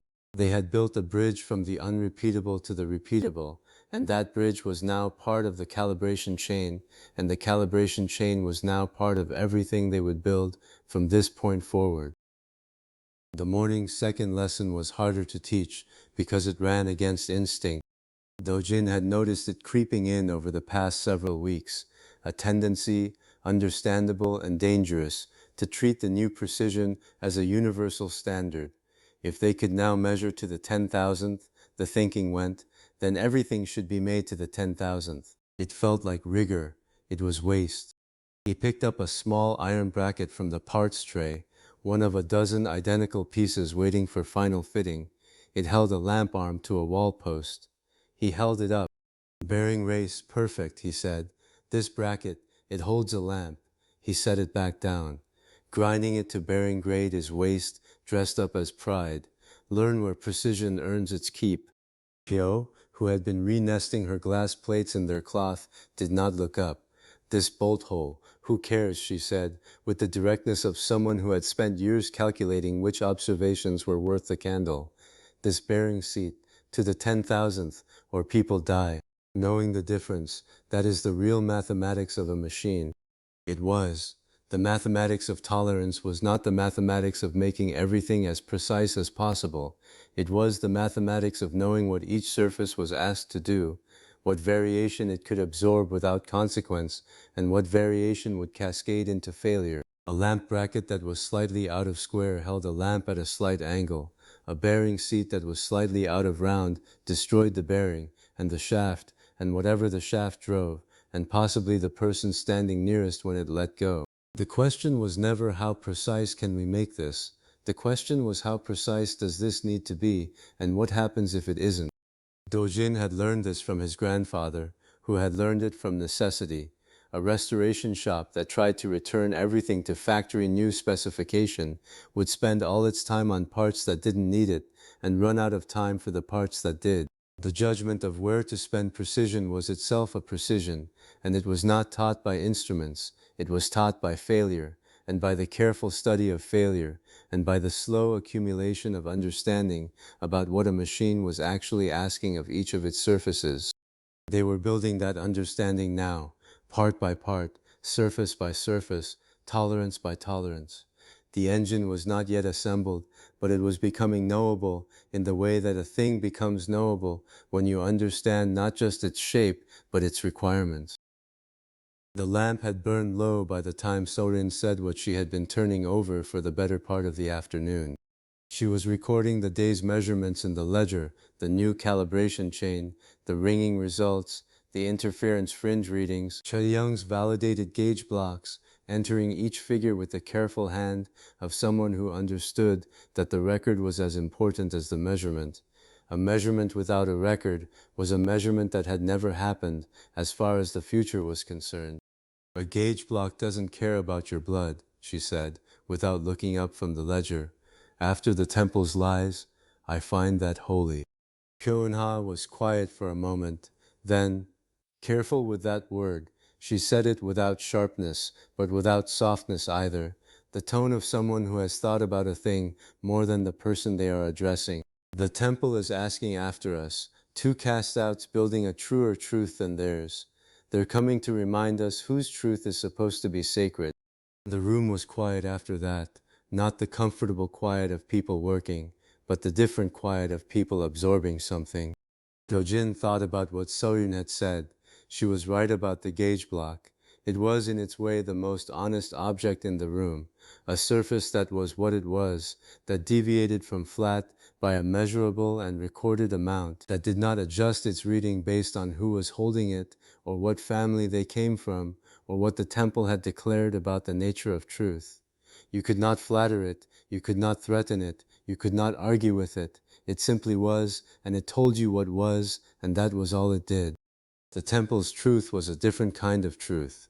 It was a truth administered by bloodline and appointment, a truth that could be revised by the right authority, a truth that had cast out Sorin for measuring things the wrong way, and Pyo-ha for asking the wrong questions. It was a truth that required maintenance, that required specifically that no competing truth be allowed to become more credible than it was. And now here were two of its cast-outs, in a workshop at the edge of the realm, with a calibration chain that could validate a surface to the 10,000th, and glass plates that measured by light, and a ledger full of figures that did not care about anyone's blood. Do-jin looked at the parts laid out on the bench, the bearing races, the gauge blocks, the interference plates, the ledger with its columns of figures, and felt the particular satisfaction of a foundation that was actually a foundation. Not approximate, not close enough, a foundation. We can build the heart now whenever we choose, he said. The engine was buildable. The calibration chain could hold the tolerances. The tolerances were understood. Which surfaces demanded perfection, which demanded only adequacy, and what the difference between them cost. The method was recorded. The method could be taught. The method could be repeated by anyone who learned it, regardless of whose blood they carried, or what the temple had declared about the nature of knowledge. He looked at the window. Outside, the veil over Iron Ridge was doing what it always did at dusk, catching the last light and holding it a moment longer than the sky did, a pale dome going amber, then gray, then the color of old ash. It had been doing this for as long as anyone could remember. It would not do it forever. But the temple's coming, he said, not with an army, with a question, who gets to say what's true? He picked up one of the gauge blocks and turned it in the last of the lamplight, feeling the weight of it, the density of the lap surface. That's a fight without a single cannon. He set the block back down, carefully in its place. The old man arrived on foot, which was itself a kind of sermon. He came up the main road into Iron Ridge with a small retinue, two junior readers in pale robes, a censer bearer, a boy with a rolled banner, and the town turned out to watch the way towns always watch something they cannot yet name as threat or gift. I was standing at the workshop door when he entered the square. I had seen his name in the documents, Sorin's contacts sent ahead, Myungdan, High Reader of the Mandate, Hierophant of the Order of the Sacred Disc, the highest doctrinal authority in the realm, outside the capital itself. He was older than I had imagined, gray at the temples and gray in the beard, the kind of gray that comes from decades of early rising and cold water and the specific exhaustion of a man who has been performing certainty for a very long time. He wore the deep indigo of the high readers, embroidered at the cuffs with the old disc and ray pattern. He walked without a staff, and he walked well, and he stood in the center of the square and looked at Iron Ridge the way a physician looks at a patient whose symptoms he already understands. "So this is Iron Ridge," he said. His voice carried without effort the voice of a man who had addressed crowds in open air for 40 years. The town that has decided it no longer needs heaven to tell it what is true. He let that sit for a moment. Then he looked at the people gathered in the mud around him, the older ones, the ones who remembered the veil at its full brightness, the ones who still woke at dawn with the old prayers on their lips, and he said quietly, "Kneel, those of you who still remember whose light kept you alive. I have come a long road to see the heresy with my own eyes." The old ones knelt. I watched it happen without surprise and without contempt. It was not weakness. It was 40 years of habit and genuine love for something that had once been real. The young ones, the apprentices, the gauge readers, the furnace tenders, the children who had grown up measuring things, looked past him toward the workshop roof lines and did not kneel. That gap, that silence between the two groups was the whole problem laid out in a single moment. I was still taking the measure of him when I heard Pyo-Eunha's breath go out. She had come up beside me without my noticing, and her hands had gone completely still. The small habitual movements she was always making, the finger tracing of ratios and curves against her palm, all of it arrested. She was looking at Myeongdan the way you look at something you thought you had finished grieving. "Hi, reader," she said, "you're grayer." He found her in the crowd. Something moved across his face. Not surprise exactly, but the adjustment a man makes when a fact he had accepted turns out to be wrong. "And you are alive," he said. "The road did not take you after all. They told me you had died raving in a ditch, speaking in numbers no one could follow. I had a right said for your soul." A pause. "It seems I wasted it." Una said nothing. Her hands stayed still. He turned back to the square, and his voice shifted into the register of formal charge, not anger, something more considered than anger. "Your lathes, your furnaces, trinkets. I do not care for trinkets. This is my charge. You have taught the people that a scratch on a brass rule can tell them what is true, that a peasant with a gauge may know a thing for himself, without heaven, without the mandate, without me. That is the oldest heresy there is, and I will name it before every town you have poisoned with it." Sorin had moved to my shoulder. She said it quietly, for me alone. "He's not here to break the works. He's here to break the idea.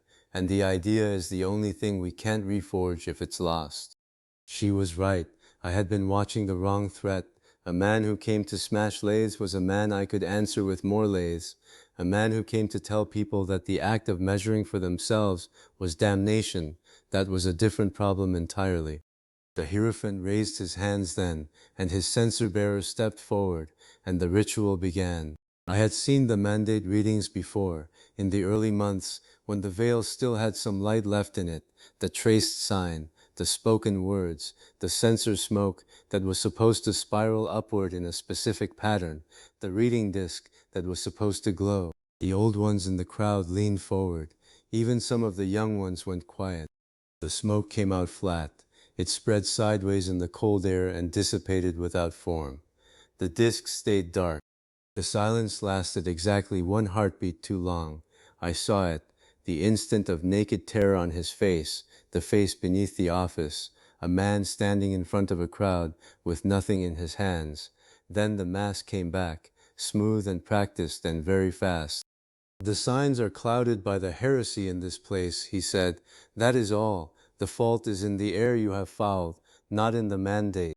He believed it, or he had said it so many times that the difference between believing and saying had ceased to matter. I could not tell which, and I was not sure it changed anything. He looked at me then, directly, and I understood that the performance had been partly for my benefit, that he had wanted me to see both the failure and the recovery, to understand that he had survived failures before and would name them something else and keep walking. It was in its way a kind of professional communication. I respected the craft of it, even as I recognized what it was. "High reader," I said, "I don't own the truth, That's the whole difference between your way and mine. I picked up the gauge block from the bench beside the door, one of the rungs set from EP40's finishing work, 100 mm reference, flat to within fractions of a hair's breadth. This block is one length, I said. It says the same length to me, to you, to a blind man, to that orphan girl over there, and any of you can check it and catch me if I lie. I'm not asking you to believe me. I'm asking you to measure it yourself. A truth you have to take on someone's word is just power wearing a robe. A truth anyone can check belongs to everyone. I stepped back from the door. Come inside. Let me show you a thing your smoke can't do anymore. The metrology room was lit by oil lamps and the cold gray light from the north-facing window. The surface plate sat on its stone mounting. The rung gauge blocks were racked in their case, and Chayoung was at the bench, because Chayoung was always at the bench now, the orphan master who had come to us unable to read a character and had taught herself optical metrology by the same stubbornness she applied to everything else. She did not stand when the Hierophant entered. She looked up, assessed him, and looked back at the gauge block she was demonstrating to two apprentices. The light interference bands, those thin colored fringes that appear between two rung optical flats when they are held to a lamp, shimmered faintly across the glass surface. The bands tell you the gap, High Reader, she said, without particular ceremony. Count them and you know it finer than a hair. I can't read the heavens, but I can read this, and so can you, once someone shows you how. That's the part one like best, that I can show you. Nobody ever has to just take my word. Sorin was standing at the far side of the bench. She set a gauge block in front of the Hierophant with the flat economy of someone who has done this 10,000 times. Measure it yourself, she said. I'll wait. Everyone here learned to. That's the only secret we have. Myungdaon looked at the block. He looked at the interference fringes. He looked at Choyoung, a girl of perhaps 15, cast out, unlettered in the classical sense, demonstrating a technique that could resolve gaps smaller than any instrument his order had ever possessed. Something moved behind his eyes that was not contempt and was not conversion. It was the look of a man taking an accurate inventory of a threat. He did not pick up the block. Soren watched him not pick it up, and her voice went very level. You want to talk to me about truth, High Reader? My family knelt to the temple's truth for 9 generations. It told us our blood was holy and our word was law. And when the light that was supposed to prove it guttered out, your order let my house burn rather than admit the proof had failed. She was not performing. There was no heat in it, which made it worse to hear. You didn't lose the truth, she said. You never had it. You had power, and you called it truth, and you punished anyone who could tell the difference. A gauge block cannot lie to me. After your temple, I find that the most sacred thing I have ever held. The room was quiet. The lamp flame moved in a small draft from the door. Yuna had been standing in the corner, and now she spoke. Her voice was not loud, but it had the quality of something that has been held in for a long time, and is now simply being stated, without drama, because the time for drama passed years ago. You cast me out for the same numbers I'm using now, Dawan. My figures stopped matching the heavens, and I told you why. The heavens were going quiet. The mandate was dying, and the mathematics could see it before the priests could feel it. I wasn't a heretic. I was an instrument. You broke the instrument because you couldn't bear what it read. The mask came off, not dramatically. It simply was no longer there. What was underneath was not a villain's face. It was an old man's face, hollowed out, the face of someone who has been carrying a knowledge he had no way to set down. I have traced the sign every dawn for 40 years since, he said. His voice had lost its carrying quality. It was just a voice now, in a small room. And every dawn the smoke spreads flat, and the disk stays dark, and I tell the people the air is fouled. You were the first reading I could not bear, Yuna. You will not be the last. I know what is happening. I have known longer than any of you. I simply have nothing to be, if it is true. Nobody spoke. Choyoung looked at the interference fringes. The lamp burned. He recovered by the time we reached the square again. The mask was back, and it fit better in open air. You have built a clever lie, engineer, and I cannot break it here. He said it without rancor, the way you acknowledge a good move in a game. So I will go where you have sent your teachers and your toolkits and your gradebooks, and I will stand in those squares and ask the people one question. Who told you that you were allowed to know? We shall see how many of your daughter towns still want your truth when the temple names it damnation. He turned to Sorin then, and the warmth that came into his voice was the most frightening thing I had heard all day. Not false exactly, but practiced until it had the same effect as genuine. As for you, child of a good house, the temple is not only a sword. Come back, and your blood is holy again, your house restored, your name unburned. The court will even put it in writing. You have until I leave this province to remember what you are. He left with his retinue. The banner boy rolled the banner. The censer bearer carried the dead censer. The old ones in the square rose slowly from the mud and did not meet anyone's eyes. We stood in the workshop afterward, the four of us, and did not speak for a while. It was Unha who broke it. He is not wrong that the people will listen. I gave 40 years of my life to that voice before it broke me. It is a very old habit, being told what is true, harder to unlearn than any sum. I had been thinking about the daughter towns, the 7 settlements where we had sent teachers and gauge sets, and the simplified metrology workbooks Sorin had spent the winter writing. The Hierophant would reach them before we could. He would stand in their squares with that carrying voice and ask his question, and some of them would answer it the way the old ones in our square had answered it today, because 40 years of habit does not dissolve in one season of good measurements. Then we don't outshout him, I said. We do the one thing his way can't. We teach people to check for themselves, and we trust them to. Every child in every daughter town who learns to read a gauge is one more person he can't frighten. It's slower than a cannon. I looked at the engine drawings pinned to the wall, the full tolerance set, the work of 4 seasons, finally buildable. But it's the only wall that holds without us standing on it. Serene was looking at the drawings too. She had not spoken since the square.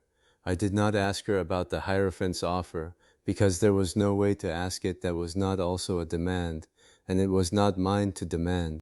She would answer it in her own time, in her own way, and whatever she chose would be hers. The engine drawing said we could build the heart now. The tolerances were there, the castings were within reach, the precision we had spent 4 seasons earning was sufficient. I looked at the drawings, and I looked at the empty square through the workshop door, and I thought, we can build the heart now. The question the temple just asked is whether anyone will let us use it. And the question I couldn't. The scroll lay on the bench between them, its wax seal unbroken. Ryugyam had not touched it since he set it down. A deliberate thing, that restraint, the way a man who knows the weight of an object lets the object do the speaking. Lady Yun, his voice carried the particular warmth of someone who has rehearsed warmth. Forgive me, they tell me you prefer metrologists now. A pity, it scans so much worse. He folded his hands inside his sleeves. I have not come to threaten you. That is the Hierophant's office. I have come to give you back what was taken. Everything. It is all here, and it is real, and it is signed. Sorin's hands were resting on the scroll's edge, fingers touching the wax without pressing. She had not looked up when he entered. She looked up now, and what she saw in his face, the offered warmth, the careful patience, told her exactly how much the court needed something from her. The Yun seal, her voice did not waver. You unsealed my dead to come bargain with me. She did not open it in front of him. She did not need to. She already knew what the scroll contained, because the only thing the court had ever had to offer her was her father's name, and the only price they had ever charged was the same price they were charging now. She turned away from Ryugyam, just slightly, the way you turn from a lamp that is too bright for close work. Her thumb moved along the wax seal's edge. They'll let me carve honored back onto your stone, father. She did not say it aloud. All I have to do is agree that the gauge in my hand is a lie. Ryugyam was not finished. He had not come this far to be finished by silence. You think this is about you? He let that land before he continued. It isn't. It is about your dead. They cannot grind a gauge to defend themselves. Their honor lives or dies on what you choose, and you alone. Will you really leave 9 generations branded heretic for the sake of a brass ruler? A pause. What kind of daughter does that? The eye light that marked his mandate, that pale thread of inherited power that all the old blood carried, flickered at his temple. His hand moved, almost without his permission, to the small token at his collar, a knotted cord, the kind a man holds when he is trying to feel something that is slipping away. He let his voice soften. Come home. It is not too late for either of us to come home. It was, I thought, the most honest thing he had said. The either of us was real. He was not performing sympathy for her benefit. He was watching her from the far side of a river he could not cross, and he genuinely could not understand why she was not reaching back. Pyo-eun-ha had been standing near the far wall, beside the rack of reference blocks, in the way she had of occupying space without claiming it. She waited until Ryugyum had finished. Then she spoke, and she spoke to Seorin, not to him. I will not tell you what to do. Her voice was level, the way a plumb line is level, not because it is trying to be, but because that is what it is.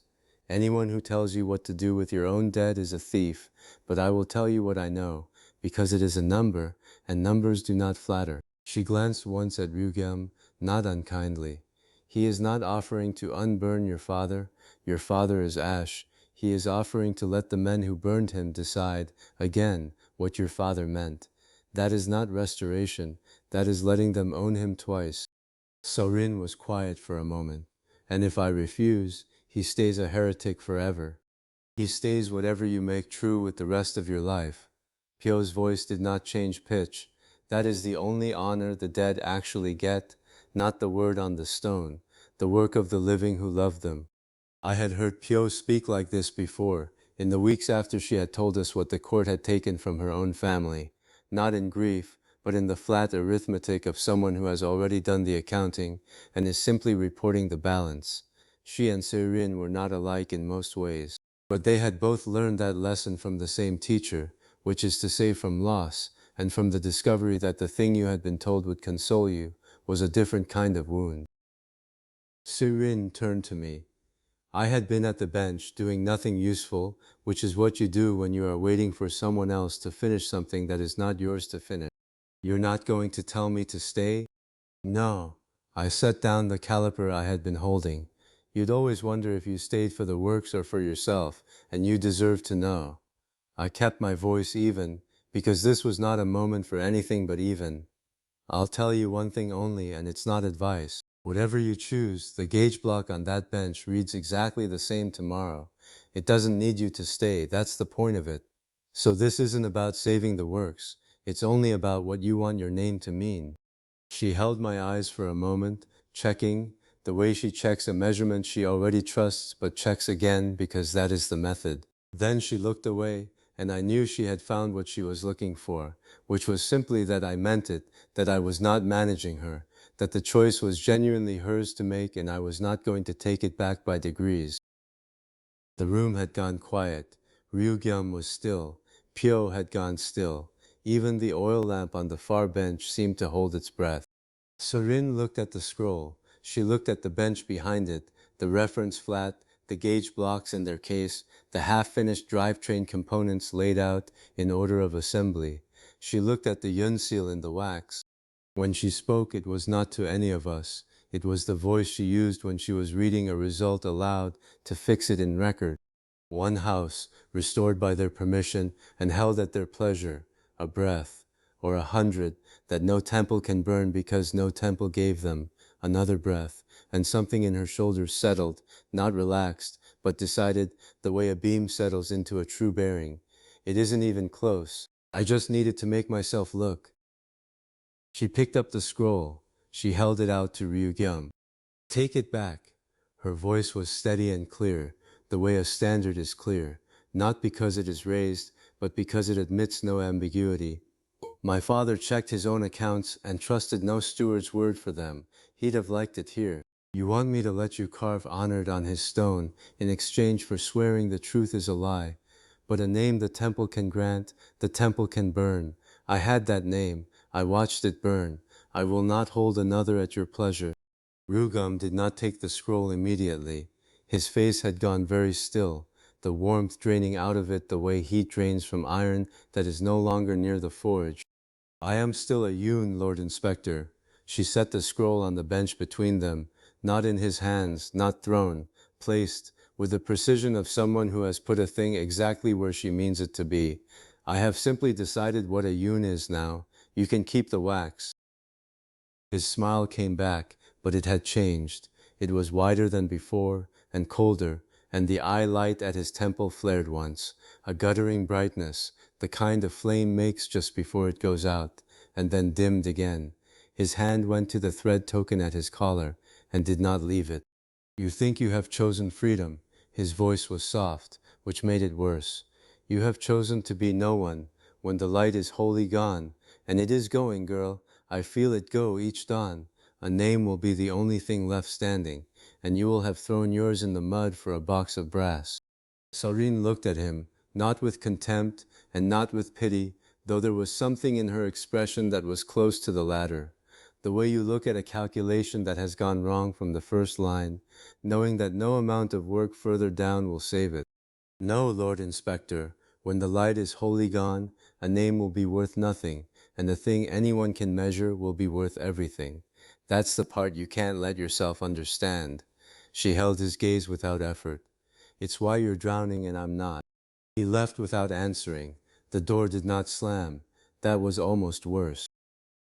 Choyoung had been in the corner the whole time, which I had forgotten, because Choyoung had a gift for being present without being noticed that she had probably learned before she could walk. She was holding one of the gauge blocks from the completed set. Her set, the one Sorin had graded and certified over the previous weeks, each face lapped to within fractions of a hair's breadth of true. She was looking at the seal impression Soren had pressed into the certification wax on the block's case. The Yun signet, a crane above a ruled line, the old mark of a family that had once certified grain weights for 3 provinces. Your family's mark, Choyoung said, on my block. She turned it over in her hands. Is that allowed? It is now. Sorin took the block from her, not to take it away, but to show her, turning it so the seal caught the lamplight. It used to certify whose grandfather mattered. From today it certifies that this is true, and that anyone may check it. That's what a Yun is now, Choyoung. A pause, and something in her voice that was not quite warmth, but was the closest thing to it that Sorin usually permitted herself. It's not a better answer than yours. It's the same answer. I just took the long way to it. Choyoung looked at the seal for another moment, then at Sorin, then put the block carefully back in its case and latched it. The lamp on the bench had burned down a quarter since Ryugam had arrived. Sorin trimmed the wick without being asked, because she was already at that bench, and because she was already done with the reckoning and had moved on to the next thing. That was the measure of her, if you needed one. She turned to face the bench where the drivetrain components were laid out. The shafts, the gear blanks, the bearing housings, all of it waiting. It's done. Her voice was brisk, not brittle. Don't make it a speech, Do-jin. I can see you winding up to. She looked at the components with the focused attention she gave to anything that needed grading. We have an engine to earn. Show me the drivetrain. Every part on this bench needs a grade and a number before any of it turns, and I'm the only one who can give it one. So, where do we start? I let go of whatever I had been about to say. It would not have been adequate anyway. Bearings, gears, and shafts, all of it, on one bench for the first time. I came to stand beside her, looking at the same array of parts. We start by finding out if everything we've learned actually fits together. She gave up a name carved in 9 generations of stone. I thought about that later, when the lamp had burned lower and she was at the surface plate with a bearing housing and a set of gauge pins, working through the fit of the first shaft journal with the same unhurried attention she brought to everything. The scratch of the gauge pin against the bore, the slight resistance that told her the clearance was within grade, the notation in the record book, her hand steady, the Yun seal on the cover. She would spend the rest of her life making that name mean something they could never have granted her anyway. The court had offered her the word honored on a stone, held at their pleasure, revocable at their need. She had chosen instead to make the word mean what she said it meant, proved in brass and record and the work of her hands, checkable by anyone who cared to check. Tomorrow we would build the drivetrain, bearings, gears, shafts, all of it coming together for the first time, every tolerance she had spent months establishing, finally tested against the reality of parts that either fit or did not. There was no ceremony in that, no restoration writ, no seal of approval from any court, only the fit or the gap, and the record of which the shop was dark when Do-jin arrived, and he did not light the lamp right away. He stood in the doorway and let his eyes adjust, listening to the silence the way you listen to a bearing before you trust it, for the absence of something wrong. 4 years of work lay on that bench, not stacked, not piled, assembled. The drivetrain sat in its cradle with the quiet authority of a thing that had been made correctly, and in the gray pre-dawn light it looked almost small. 4 years, he said to no one, to the empty shop, to the bench. He walked to it and set both hands on the edge of the cradle without touching the assembly. All right, let's see if you fit. Choyoung arrived first, as she usually did, carrying a tray covered with cloth. She set it on the side bench without ceremony and pulled the cloth back. 12 bearings, each nested in its own wooden socket, each with a small paper tag bearing Soryin's seal. Do-jin leaned toward them instinctively, the old habit of inspection, and Choyoung spoke without looking up from the tray. That tray's certified, all 12. Don't squint at them, teacher, you'll only insult them. He straightened. You taught me there was such a thing as round, she said, lifting the first bearing and turning it once in her fingers before setting it aside. You never could grind it. That's all right. Somebody has to know it's possible before anybody can do it. That was your job. This is mine. She said it without cruelty and without particular warmth. She said it the way she said most things, as a measurement. Do-jin watched her hands move over the tray and thought about the first time he had tried to explain roundness to her. Not the word, not the concept, but the standard, the idea that a surface could be held to account by a number rather than by feel. She had looked at him then the way a person looks at someone describing a color they've never seen. Now her hands knew things his never would. She did not say anything. There was nothing to say that would improve on what she had already said. Hyun-ha came in drawing curves in the air with one finger, the way she always did when she was working through a ratio. She had been doing it since before she walked through the door, Do-jin suspected, since somewhere on the road between her workshop and his, the mathematics still moving in her hands while her feet carried her along without needing supervision. 41 teeth to 17 for your first reduction, she said, not as a question, not as a report, but as a statement of something she found beautiful. Prime to prime, so no tooth ever meets the same tooth twice, and the wear spreads even across a lifetime. Do-jin knew the gear train. He had sketched the first version of it years ago on the back of a charcoal-smudged board, the proportions rough, the reasoning sound but incomplete. He had not known the prime-to-prime principle when he drew it. He had not known it when he taught her. You did not teach me that, Pio said, her fingers still tracing something invisible. You could not have. You did not know it. I found it. She looked at him then, directly, with the particular calm of someone who has made peace with a complicated thing. You gave me the door, Han-do-jin. Do not apologize for not having the key. Nobody keeps the key after they've given away the door. He thought about the door. He thought about the years she had spent on the other side of it, in the mathematics of involute curves and contact ratios and the geometry of load distribution across a tooth face, going deeper into that country than he had ever gone or could go. She had not merely learned what he taught, she had gone past the edge of what he knew and kept walking, and the territory she had mapped out there was hers, not his. He nodded once. She accepted that and turned to the bench. Itaho came in smelling of the forge, which was to say he came in smelling the way the forge smelled at the 5th hour of the morning, when the fire had been running long enough to settle into its character. He was carrying the shaft, the finished shaft, grain flow forged, The steel worked along the axis of its future stress so that the crystalline structure followed the shape rather than crossing it. He set it on the bench with the care of a man setting down something he has made and knows is right. He tapped it once with his knuckle, lightly, and the shaft rang. Not a clunk, not a thud, a ring, clear, sustained, the sound of steel that has been worked correctly and knows it. Grain follows the shape, doesn't break across it, Teho said, listening to the note fade. Listen, that's a shaft that'll take a crankshaft speeding for 50 years. Do-jin listened. He had taught Teho the why of it, carbon content, the relationship between heat and time, the way the grain structure of steel responds to temperature and deformation, the theory of what a correctly forged shaft should be. He had given him the framework. But the framework was not the same as the knowledge that lived in Teho's hands now, the knowledge of the exact moment to pull the steel from the fire, not a temperature on a chart, not a color from a reference, but a breath, a feel, an accumulated certainty built from years of listening to metal. You gave me the why, Teho said. Carbon, heat, time, but the when, the exact breath to pull it from the fire, that's not in any book you brought. That's mine now. He set his hand on the shaft and looked at Do-jin steadily. I earned the right to not be able to explain it. Do-jin understood that. He had felt it himself, once in his grandfather's shop, the moment when a process stopped being a set of steps he was following and became something he simply knew. You could not write that down.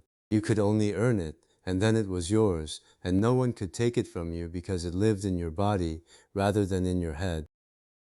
Mokje was already at the bench when the others arrived, which surprised no one. He had probably been there since before Do-jin, having let himself in through the side door, with the quiet efficiency of a man who treats every workshop as his own, because every workshop eventually needs something he can make. He had a fixture on the bench beside the cradle, a wooden cradle within a cradle, precisely fitted, with a stop block at one end. Do-jin looked at it. He looked at his own original sketch, pinned to the board above the bench. He looked at the fixture again. Your sketch had the shaft going in before the bearing, teacher, Mokje said, would have galled the race on the way past. Do-jin looked at the sketch again. He saw it immediately. The sequence, the interference, the way the shaft's shoulder would have dragged across the bearing race during assembly and left a score mark that would have started wearing from the first rotation, a small error. The kind of error that would not have been obvious until the machine failed, and by then the cause would have been buried under months of use. So I flipped the order and built the cradle to make sure nobody can do it your way by accident. Mokja said it without any particular emphasis, the way he said most things, as a description of work done. I'm not correcting you. I'm doing the job you trained me for. You said the best tool makes the next person's mistake impossible. This is me, believing you. Do-jin looked at the fixture for a long moment. The stop block would prevent the shaft from being inserted before the bearing was seated. The cradle geometry enforced the correct sequence physically, without requiring the assembler to know the reason. It was elegant in the way that only truly useful things are elegant, not decorative, not clever for its own sake, but shaped exactly to the problem it solved, and no further. He had said that. He had said it years ago, probably without thinking about it particularly, the way you say things that seem obvious to you. Mokje had been listening. Yunsorin arrived last, carrying her ledger and the certification stamps, and she went to the bench the way she always went to a bench. Not to look at the thing itself first, but to look at the documentation, to confirm that what the paper said matched what the metal was. She checked each part against its record with the methodical patience of someone who has made peace with the fact that trust is built from evidence rather than from faith. When she was done, she closed the ledger and looked at Do-jin. Bearings to grade, gears to grade, shafts to grade, all of it written so the next shop never has to meet any of you to build it. She set the ledger on the bench beside the assembly. That's what I bring, Do-jin, not a part, the proof that none of you are irreplaceable. She said it without apology, because she did not think it required one. It's the kindest thing I know how to make, she said, a machine that doesn't need its makers to keep existing. Do-jin thought about that. a machine that could be built from paper alone, by craftsmen in a daughter town who had never met any of them, who had never heard Do-jin's voice, or felt Taho's shaft ring under their knuckle, or watched Cho-young's hands move over a tray of certified bearings. A machine that carried none of them forward except as a standard written in numbers, not legend, civilization.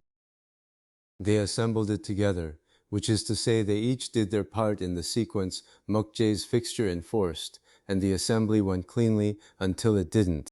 The fit was wrong, not badly wrong. Every part was within its certified grade, every dimension inside its tolerance, but the drivetrain turned stiffly, with a resistance that should not have been there. They all felt it at the same moment, the way people who have spent years learning to listen to metal feel the same wrong note simultaneously. Fiona was already thinking before anyone spoke. Tolerance stack, she said. Every part inside its grade, but all leaning the same way. Take 2/10,000ths off the gear shoulder, not the bore. The bore's load-bearing. Cho-young had her hand on the gear housing. She moved her fingers slowly along the shoulder face, reading it, felt it. There. She looked across the bench. Mok? Mokjae already had the scraper in his hand. 2/10,000ths off the shoulder, done. He worked for perhaps 4 minutes. The scraper moved in the short, controlled strokes of a man who has internalized the feel of the cut, not removing material so much as correcting the surface's conversation with the part beside it. When he set the scraper down, he did not check his work with a gauge. He looked at Cho-young. Try it now. Do-jin had not spoken. He had watched, and he had understood the diagnosis before Pyo named it, a tolerance stack-up, the phenomenon where parts that are each individually correct accumulate their small errors in the same direction and produce a combined error that none of them would show alone. He had taught them about it. He had explained the geometry of it, the way GD and T accounting worked, the reason you could not simply add tolerances and assume the worst case was impossible. But he had not spoken because they had not needed him to. The diagnosis was Pyo's. The feel was Cho-young's. The correction was Mukjae's. They had moved through the problem the way a well-made machine moves through its cycle, each part doing its function, the whole thing arriving at the right place, without requiring any single element to carry the others. Mokjae turned the crank. The drivetrain moved. The shaft spun. The gear train took the input and stepped it down through 41 teeth to 17, prime to prime, the load spreading across the mesh the way Pyo had calculated it would, and the whole assembly ran with a smoothness that was almost disorienting, because the room was quiet.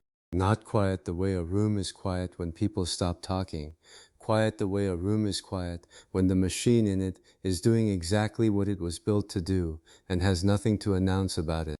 It turns, Mokjae said, and his voice had something in it that Do-jin had not heard from him before. Not excitement exactly, but a kind of wondering. Listen to it. There's no sound. 4 years and the loudest thing in the room is us breathing. It just turns.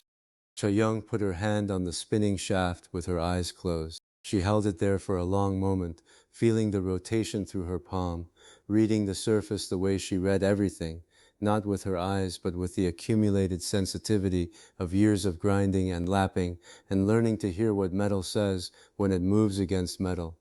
Smooth, she said, all the way through. She kept her hand there. That's everyone's hands at once, that is. That's all of us, turning. Do-jin stood back from the bench and watched them. Cho-young with her eyes closed and her hand on the shaft. Mokjae still turning the crank with the careful rhythm of a man who does not want to stop. Pyo-eun-ha watching the gear mesh with the expression she wore when mathematics became visible. Sorin writing in her ledger, recording the moment the way she recorded everything, turning it from experience into evidence. Surpassed, he thought, every one of them. He had known it was coming. He had built toward it deliberately, the way you build toward a structural load, not hoping it won't arrive, but designing the frame to carry it when it does. The whole point of teaching was to make yourself unnecessary. The whole point of the seed was the forest. Good, he thought. That was the whole point. That was always the whole point. Taeho came to stand beside him, which Do-jin noticed only when the older man spoke. Hurts a little, doesn't it, being passed? Do-jin looked at him. Taho gave a short laugh, not unkind, not at Do-jin's expense, but the laugh of a man who has already been through the thing he is describing and come out the other side. I felt it the day that girl ground a surface flatter than my best, and I'd been at the anvil since before she was born. He watched Cho-young's hand on the spinning shaft. Then I felt the bigger thing. They can't take from us what we already gave them. We're not less because they're more. That's the one trade where you get richer giving it all away. When did you get wise? Do-jin said. You old fraud. Taho smiled. It was the smile of a man who has earned the right to it. About the time I stopped blaming the gods and started reading Sorin's numbers. You were there. You did that. Do-jin thought about the first time he had met Pek Taeho, the forge master who had blamed the failing veil for everything, who had looked at Do-jin's explanations of carbon content and heat treatment with the particular hostility of a man whose faith is being questioned. He thought about the long argument of years between them, the slow conversion, the morning Taeho had come to him with Sorin's measurement records in his hand and said, without preamble, show me again how to read these. He thought about what it had taken to get from there to here. He did not say any of that. He just stood beside Taeho and watched the drivetrain turn. It was Seirin who named what came next, because naming things precisely was her function, and she was good at it. The body's done, she said, closing her ledger. It turns, it's true, it's written down. She looked at the empty space at the center of the assembly, the mounting point, the void where the power source would eventually sit. That space in the middle is the whole reason we built any of it, isn't it? The heart. The heart, Do-jin said. He looked at the space. He had been looking at it, in one form or another, for 4 years, the absence at the center of everything they were building toward. The body of the machine was complete now. The bearings ran true. The gears meshed correctly, prime to prime, wearing evenly across a lifetime. The shafts were forged with the grain following the load. The fixtures enforced the correct assembly sequence. The documentation meant any daughter town could build it from paper alone, without ever meeting any of them. The body was done. Only the heart remained. A fire we light on purpose, he said, thousands of times a minute, and make push instead of just burn. He said it slowly, the way you say something you have been carrying for a long time and are finally setting down in the right place. Everything until now was learning to build a body that could survive it. He looked at the drivetrain turning silently in its cradle, all of them in it, all of their hands at once. We're ready to try, he said. The platform had been built overnight, fresh-cut pine, still weeping resin at the joints, the boards pale against the packed earth of Saebyuk's market square. Myeongdan climbed it slowly, the way a man climbs who knows the crowd is already watching and wants them to feel the weight of each step. Look how it prospers, he said, and his voice carried the particular ease of a man who had filled larger squares than this one. Look how pleased with itself it has become. He let the silence work for a moment. Around him, Sabyok spread its evidence of the past 3 years, the repaired granary, the new well casing, the schoolhouse with its oiled paper windows still glowing faintly in the morning light. The market stalls were full. Children had shoes. They always prosper for a little while, Myeongdan continued, the towns that decide they no longer need heaven. That is the cruelest part of the lie. It pays right up until the sky finishes falling. I had heard him speak before, at a distance, in Iron Ridge's own square. I had thought then that I understood what he was. I was wrong. He was better than I had given him credit for, and Sabyuk was softer ground. He did not come at the forge or the market. He was too careful for that. The forge meant warmth in winter, and iron for plows. No crowd would let you take those. Instead, he went for the thing underneath, the premise, the right to know. I do not come to take your forge or your full market, he told them, his hands open, his voice gentle with 60 years of practice. Keep them. I come for the soul of it. They have taught your children that they may hold the truth in their own 2 hands, that a child with a brass rule needs no heaven, no priest, no mandate. My children, that is not a gift. That is the oldest pride there is, and you have watched what the sky does to pride. You have watched the light go out. An uneasy sound moved through the crowd. Not agreement. Not yet. Something softer and more dangerous. Recognition. The old ones were nodding. The slow nod of people hearing a thing named that they had felt but not spoken. The young ones glanced toward the schoolhouse. Then he pointed at the sky. The veil over Sabyok was thinner than it had been the first time I'd ridden out here. I knew the measurements. Sorin kept them. The dome of pale light that had held for 3 generations was visibly dimmer at the edges, the way a lamp dims when the oil is nearly gone. You could see it if you looked. Everyone in that square had been looking at it for months and not saying the word. Myung-dan said the word.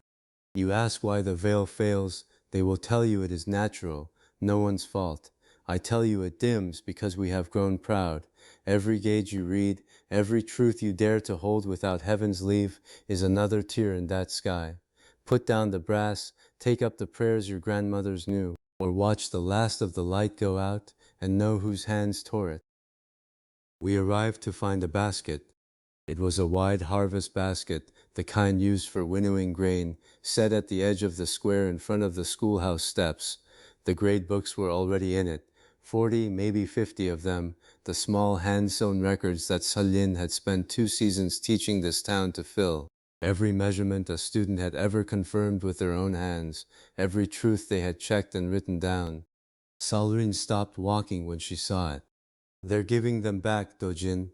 Her voice was very quiet, the quietness of someone keeping something down by force. The grade books, I taught half this town to read those. They're putting them in a basket to burn. I looked at the platform. Myung-dan was still speaking, still working the crowd, and 3 of his men were positioned between us and the basket. The crowd's attention was on him. Half of them hadn't seen us arrive. Don't go up there angry, I said. He wants the soot-handed outlander to shout down the holy man in front of a scared town. We lose the second I make this a fight between him and me. She knew I was right. That didn't make it easier to watch. I thought about what we actually had. Not authority. He had more of that. And it was older, and it fit the shape of what frightened people reach for. Not argument. Every argument I made from the platform would be one master's word against another's, and he had the sky to point at, and I had only the ground. What I had was the one thing his world genuinely could not survive, if I could get anyone to use it. We don't tell them he's wrong, I said. We don't tell them I'm right. Both just ask them to pick a master. We do the one thing his world can't survive. We hand the rule to someone in that crowd and ask them to check it. Not believe me, check me. The moment one of them knows a true thing with their own hands, his sky argument is a frightened old man pointing at clouds. Sorin looked at the crowd, and if they're too afraid to take the rule. I didn't answer immediately. The honest answer was not a comfortable one. Then we lose Sabiak today, and we come back, and we try again, and we never once make them feel stupid for being afraid.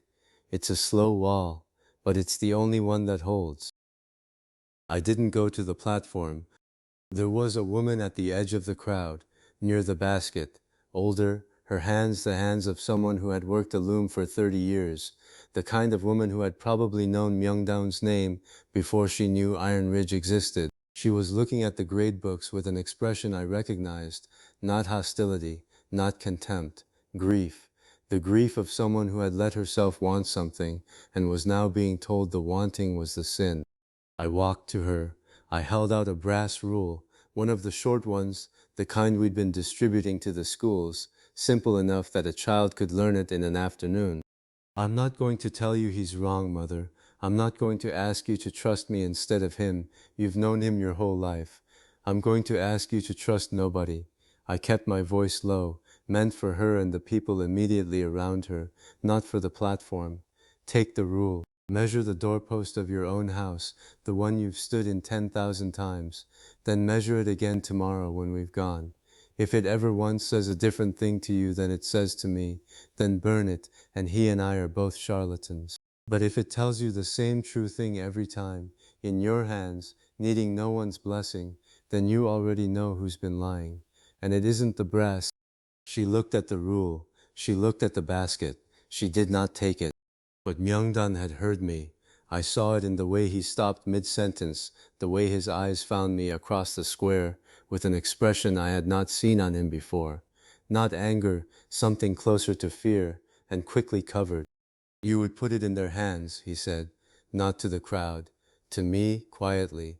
The way you speak to someone you have just understood is more dangerous than you thought. He recovered fast. That was the thing about him. He was genuinely good at this. Burn it. The sacral anger came back into his voice, the register that had been trained over decades to sound like the sky itself speaking. Now, before the outlander dresses his pride up as a gift and hands it to your children, a town that hesitates over heresy has already half chosen it. The basket, the schoolhouse, now. The young teacher at the schoolhouse door had been standing very still since we arrived. I had met her once before, briefly. She had been an apprentice out of Iron Ridge, one of the first cohorts Sodin had trained, and she had come to Saebyuk 2 years ago to run the school here. She was terrified. I could see it from across the square, the white-knuckled grip on the doorframe, the way she was breathing. She did not move. No. Her voice shook, but it carried. You can close the school, High Reader. You've the men to. But I'll not hand you the basket, and I'll tell you why in front of everyone. You're in a great hurry, for people who aren't allowed to check. Truth doesn't need to rush. Only a lie has to burn the rulers before someone measures with them. The silence that followed was the kind that has weight. My young Don let it sit for a moment, and then he turned back to the crowd, and his voice was soft again, softer than before, almost gentle, the way a man sounds when he has already won and can afford to be kind about it. You see, engineer, they do not want your terrible freedom. They want to be kept. He nodded to his men. Burn the basket. The woman near me had not moved. She was still looking at the rule in my hand. I lowered it, not pressing, not asking again. Tomorrow then, I said, or the day after. The rule will still tell you the truth whenever you're ready to ask it. It's patient, so am I. She didn't answer. The basket caught in a few minutes, the oiled paper of the grade book covers going first, and the smoke rose into the thin morning air below the dimming veil, and we stood there and watched it, and did not make it worse by fighting. Chayoung found me afterward, near the edge of the square where the crowd had mostly dispersed. He was watching a boy, 12, maybe 13, the age where you're old enough to understand what you're doing, but young enough to still do it without calculating the cost. The boy had something in his closed fist, one of the short brass rules. He had kept it back from the basket, tucked inside his sleeve, and now he was standing in the shadow of the granary wall, checking the length of a timber against it, quietly, with the focused expression of someone confirming a thing they already suspected was true. Chayoung watched him for a long moment. You kept one, he said softly, not loud enough for anyone else to hear. Good lad, nobody can take it back out of your hands now. That's the part they never understand. Once you've checked the thing for yourself, even once, they've already lost you. They just don't know it yet. We rode back toward Iron Ridge in the late afternoon, the four of us, and the silence lasted longer than it usually did. I was trying to think about it honestly, not the way you think about a battle you almost won, but the way you think about a structural failure. What was the actual load? Where was the actual weakness? What would have to be different for the outcome to change? He found the one war we can lose, I said finally. Not the wall, not the foundry, the inside of a frightened person's head, and we can't outride him to every square. Yunha had been quiet for most of the ride, the way she gets quiet when she is working something through by feel rather than by argument. She looked up. No, but you are still trying to win his way, square by square, trust by trust. Stop. She let the horse's pace fill the silence for a moment. His God is dying in his own hands. I have seen it, you have seen it. The day it dies in front of the people, the day the sky finishes failing, and his prayers visibly do nothing, while our wall and our grain still stand, that is the day the argument ends. Not because we won it, because the heavens conceded it. We need only be standing, useful, when his proof fails in public. I thought about the woman who hadn't taken the rule. I thought about the boy who had kept one anyway. Unha was right. The clock wasn't the crowd. The clock was the veil itself, and it was running in our direction whether Myeongdao knew it or not. The question was whether we would still be standing and useful when it ran out. It was not a comfortable thing to wait for, but she was right that it was the only proof that would actually end it. That night, in the guest room of the Sabiak way station, I couldn't sleep, and I found myself thinking about Myeongdao, not as an obstacle, but as a man. He had won the day. He had the basket, the closed school, the crowd's frightened gratitude. By any measure of the square, the day was his. I thought about what it would feel like to go back to your room after a day like that, and kneel in the vigil robes, and trace the sign, and wait, and wait, and feel nothing rise. He had been doing this for decades, frightening children back into the arms of a God he served with genuine conviction, a God whose silence he had learned to interpret as patience, as mystery, as the inscrutable will of heaven. He had built his entire life on the premise that the silence meant something, that the failing light was a test rather than an ending. What did you do with a day like today, when you had won every argument and the God still didn't answer? When you had done everything right, by every measure you had ever been given, and the right sat dead in your hands, and the smoke from the grade books had long since blown away, and there was nothing in the room but the sound of your own breathing? I didn't know. I only knew what I had heard, later, from someone who had been passing the way station's prayer room in the small hours, and had stopped, uncertain whether to knock. A whisper through the door, barely audible. I kept them for you. I frightened children back into your arms today, in your name. The least you could do is answer. Anything, a wisp, a single curl of smoke. A long silence. Please, after everything I have. The sky split without ceremony. One moment it was the familiar pale dome, the faint shimmer that Sabiak had lived beneath for generations, and then it was not. The tear opened along the northern arc like a seam giving way under load, and the screaming began before the sound of it had finished reaching the ground.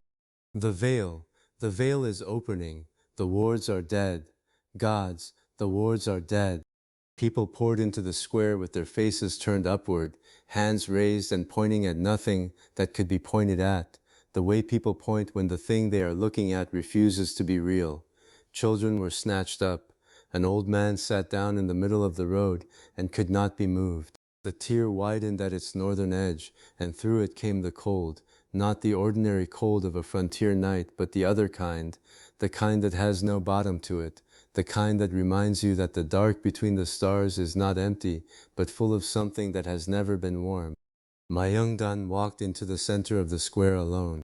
He was in his full vestments, the 9-layered white of the High Reader's office, and he had his staff, and he had 60 years. He planted the staff and he raised his voice, and it was still a remarkable voice, steady, carrying, the voice of a man who had filled temple halls for 4 decades, and believed every word he said in them. Hear me, by the mandate, by the 9 names of the light, by 60 years of my unbroken service, mend, hold the wards, shelter your children as you have since the first dawn. I have kept your faith through every silence. Keep them now, keep them now. The square went quiet. Even the children stopped crying, because when a voice that large commands silence, silence comes. The sky did not answer. The tear did not close. The cold continued to pour through it, steady and indifferent, and the stars beyond were the wrong kind of bright, the brightness of things that have never been asked to care. Myeongdan stood with his staff raised and his voice spent, and the silence that followed was not the silence of a god considering its response. It was the silence of an empty room. He did not move for a long time. Then the staff began to shake. Mend. His voice had dropped to something barely above a whisper. I command, I beg mend. He stopped. He looked at his own hands on the staff. The way a craftsman looks at a tool that has just failed a test, he was certain it would pass. Something left his face that I do not think had ever left it before. It was never going to answer, he said to no one. It has not answered in 40 years, and I let them kneel anyway. The wall sections were already moving. Ji Wolyoung had not waited for the rite to finish. She had not waited for the rite to begin. The moment the first crack appeared in the veil's northern arc, She had been in motion, voice like a forge hammer, arms directing, her people flowing into the gap with the particular purposeful speed of soldiers who have drilled the same problem until the drill is faster than thought. Wall sections on the North Gap, move. Gunners, you range it by the marks and you do not pray, you measure. The same drill, the same numbers every time. Get the children behind the iron. We have held a torn sky before, and we will hold this one, not with hope, with angles. I was working a brace fitting at the east anchor when she passed me, and I kept working. There was nothing to say. The thing that needed saying was being said by the iron going up and the children going behind it. Don't say a word to them about who was right, I told her, not looking up from the fitting. Just keep them alive. Being alive will say it better than we ever could. She gave me half a nod, which from Ji Wol-young is a full agreement, and was gone. Sarin was moving through the crowd with a crate of braces, handing them out with both hands, her voice even and unhurried, in a way that I knew cost her something to maintain. You, this brace, that post, like I showed the school. You don't have to believe me. You'll feel it hold. That's all I ever asked. The man she handed it to looked at the brace, looked at the post, looked at the sky, and then did what she showed him. His hands were shaking, but his hands were moving, and that was enough. So-young appeared at her shoulder, watching the crowd. He had the look of a man doing arithmetic in his head that is coming out better than he expected. They're taking the tools, Sorin, all of them. Look at their faces. They're not scared of us anymore. They're just scared, and they've worked out we're the ones with the answer that holds. She did not stop moving, but I saw her close her eyes for one step. The iron held. That is the plain fact of it. The wall sections went up across the North Gap. The gunners ranged by their marks and not by prayer.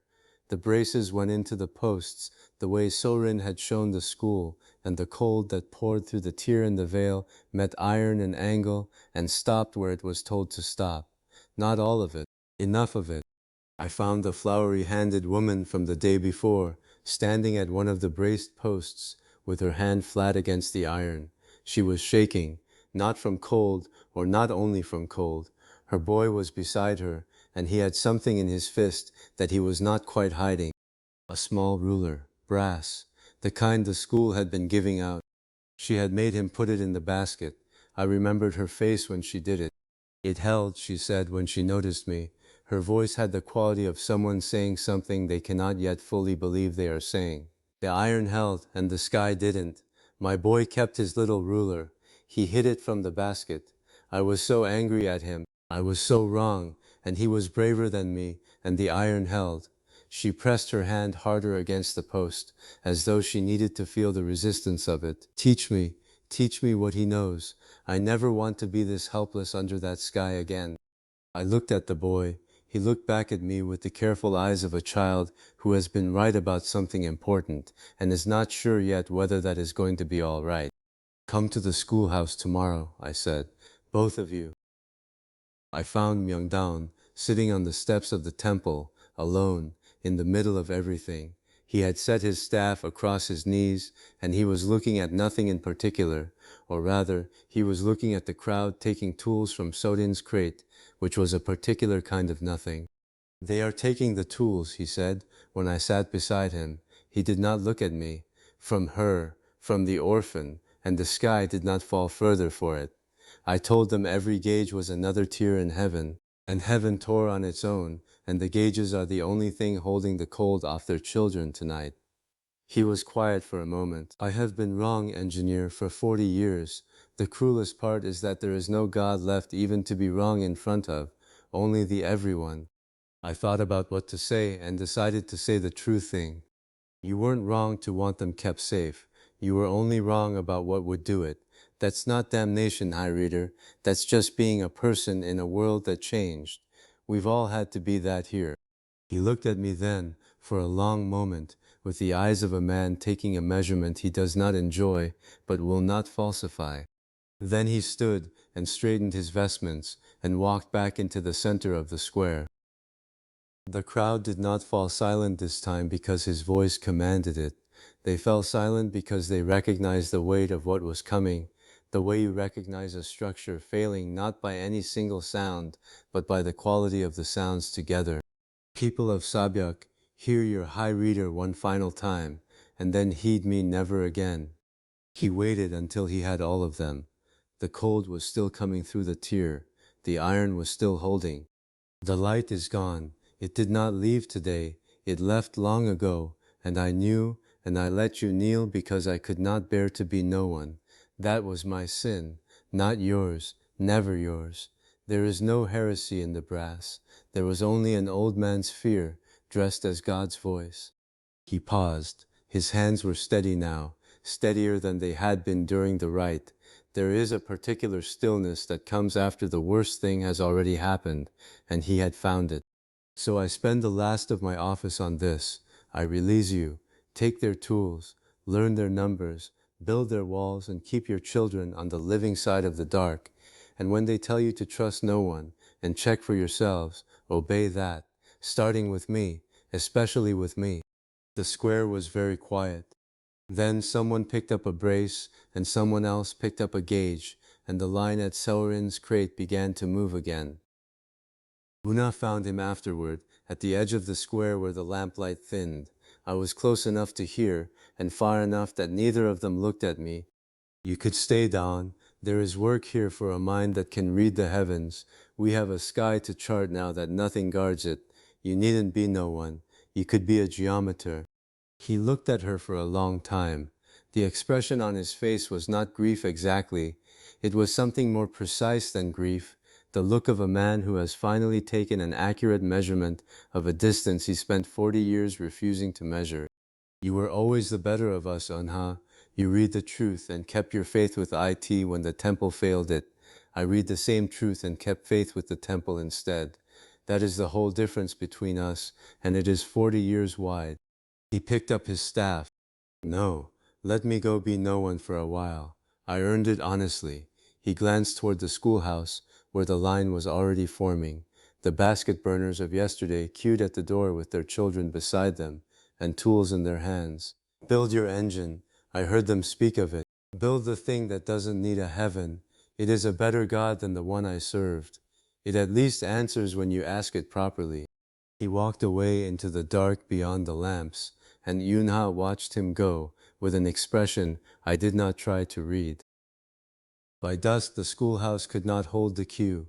They spilled out the door, and down the steps and into the road, and Sedin was inside with 3 lanterns going, and her voice steady, and her chalk moving fast across the board, and the sound coming out of the building was the sound of people learning something they should have been allowed to learn 2 years ago. I found her at the door during a brief pause, refilling her chalk box. It shouldn't have taken the sky tearing open, she said. Her voice was even, but there was something under it. 2 years I taught here, and it took a catastrophe to do what 100 patient lessons couldn't. No, I said, the lessons are why anyone was ready to pick up a tool when it did. The catastrophe only opened the door. Your 2 years are what let them walk through it instead of just dying afraid. She looked at the line. The temple won't be back, Saurin, not because we beat it, because the thing it spoke for finally, fully, stopped speaking. The frontier just changed gods, and the new one's only commandment is check. She was quiet for a moment, then she went back inside, and the chalk started moving again. Later, when the wall sections were secured and the cold had been pushed back to something manageable and the children were behind the iron and the queue at the schoolhouse had not shortened, I sat down with the engine drawings and looked at them for a long time. The veil was gone, not torn, gone. What had failed tonight would not be repaired, because there was nothing left to repair it. The dome of pale light that Sabyok had sheltered under since before anyone living could remember had simply spent itself, and the sky above us now was just the sky, bare and starlit and vast and entirely indifferent to what happened beneath it. I looked from the drawings up to that sky. No shimmer, no pale light at the edges, just stars, the way stars look when there is nothing between you and them, which is to say, very close and very cold, and not unkind exactly, but not anything else either. The sky's empty now. No one's coming. I thought about the engine drawings, about the one remaining box on the schematic, the one I had been circling for months, the heart of it, the firebox and the cylinder and the governor, the part that would make the whole thing breathe, about what it would mean to have it running, what it would mean to have something in this valley that answered when you asked it properly, that held when you built it right, that did not require you to kneel. Good, then we'd better build the thing that means we don't need anyone to. I set my hand flat on the drawing, the way the woman had set her hand on the iron post, feeling the resistance of it, the realness of it. One by the morning came in cold off the ridge, the way it always did in the last weeks of autumn, a thin light that found every gap in the workshop doors and laid pale bars across the floor. Do-jin stood at those doors with one hand on the frame, looking out at the yard where the frost had not yet lifted from the stones. 4 years. He had been counting them not in seasons, but in tolerances, the gap between what they could make and what they needed to make, closing by fractions so small they had to invent new language to name them. He turned back to the shop. 4 years to be able to make anything to a number, he said, to no one in particular, to all of them. All right, no more practice. Today we find out what it was all for. Yun So-rin had laid the documentation out on the long table the night before, and it was still there, a landscape of sealed papers, folded drawings, grade records, and inspection stamps that covered every board from end to end. She stood beside it with her arms crossed, not looking at it. She had already looked at it enough. She was looking at Do-jin. Bearings, gears, shafts, frames, fasteners, every one to grade, every grade on paper, every paper sealed. Her voice was even, the way it always was when she was reciting something she had already decided. There is not a part of this machine's body that a daughter town shop couldn't make next year from these drawings without ever meeting us. That's done, Do-jin. That's finished and free. She let that sit for a moment. Which leaves your box, the empty one, the reason we drew all the others. He did not answer immediately. He was looking at the table, at the one space in the center of the documentation landscape where nothing had been filed, nothing sealed. A rectangle of bare wood in a field of paper. She was right. Everything else was done. Everything else was, in the most exact sense of the word, free. Free to leave this shop, free to travel by wagon and letter and apprentice to any town in the realm that asked for it. The method was no longer his. It belonged to anyone who could read a drawing and hold a scraper. The empty box was the only thing left that was still only his. Cholyung was at the bearing line when Do-jin passed through, fitting a race to its journal with the particular unhurried attention she brought to everything now. She had been throwing stones into a river once. She did not look up when she spoke, but her voice carried across the shop the way voices do when they are meant to be heard. 3 towns this month. They want to learn the bearing line. Me. A quiet laugh, not quite disbelieving, not quite proud, something between the two that had no clean name. The thing they threw in a river as a baby. Towns are writing letters asking me to teach them. She set the race down and looked at it. I used to think being good at one thing was the whole of a life. Turns out the whole of a life is teaching it to 100 people so it can't ever be lost again. You taught me that, teacher, without ever once saying it. Do-jin had no answer for that either. He had learned, over 4 years, that some things were better received in silence. The forge was lit, and Pokteho was already at the steel. Not forging, just working it. The way a man tends a fire he has tended so long, it is less a task than a habit of breathing. He did not look up when Do-jin came to stand in the forge doorway. You're hovering, Do-jin, flat, not unkind. Go on, we've got the body. Whatever's in that head of yours about the heart, go and think it where you don't make my apprentices nervous. We'll be here making the thing run, while you dream up what runs it. Kyo-eun-ha was at the drafting board in the corner of the forge room, which was where she always was, curved lines growing under her chalk, in the unhurried way that meant she had already solved the problem and was only now writing down the solution. She did not turn. He is not hovering, Taho. He is doing his actual work, which is to remember why, and then to ask the impossible next question. A pause. The chalk moved. Go ask it, Han Do-jin. We are ready for it now. He looked at the two of them, the forge master who had stopped needing him to explain heat, the geometer who had stopped needing him to explain tolerance, and felt something settle in his chest that he did not have a precise word for. Not pride, something quieter than pride, the recognition that a thing had been built correctly because it no longer required the builder. He went to find a place to think. He did not go far. He sat on the stone step outside the main workshop doors, in the cold that was slowly losing its edge as the sun climbed, and he thought about fire. Not the fire he wanted, the fire he could build. The engine he had been dreaming of since his first week in this world, the one that lit and killed itself 1,000 times a minute, that turned heat into rotation in a continuous roar. That engine was real. He knew it was real. He had grown up in a world full of them, had taken them apart and put them back together in his grandfather's shop, had understood their tolerances and their failure modes before he was old enough to drive one. He could see it clearly, the carburetor, the valves, the timing, the compression ratio, the cylinder walls that had to be bored to a 10,000. And that was exactly why he was not going to build it first. A fire you light and kill 1,000 times a minute will kill you a few times first if you leap at it. He had no illusions about that. The precision they had built over 4 years was real precision, honest precision, earned in blood and ruined castings and the slow accumulation of method, but it was not yet the precision of a running engine. Not yet. You did not earn the screaming heart by dreaming at it. You earned it the same way you earned everything else here, by building the patient version first, the honest version, the one that did not ask more of your craft than your craft could yet give. A fire that just burns steady underwater. Boil the water, trap the steam, let it push a piston, one push. The simplest heart there is. He went back inside. Pyo In-ha had not moved from the drafting board, but the chalk lines had multiplied. She was already drawing curves when he came to stand beside her. Not the engine I'm dreaming of, Pyo, he said.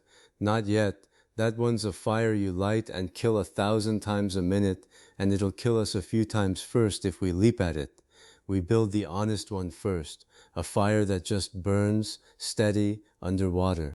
Boil the water, trap the steam, let it shove a piston, one push, the simplest heart there is. We earn the screaming one by building the patient one, same as everything else here. She was already drawing curves. She had been drawing them before he finished speaking. A controlled push. She said it the way she said everything, not as a question, not as an affirmation, but as a fact she was in the process of verifying. Oh, that I can figure.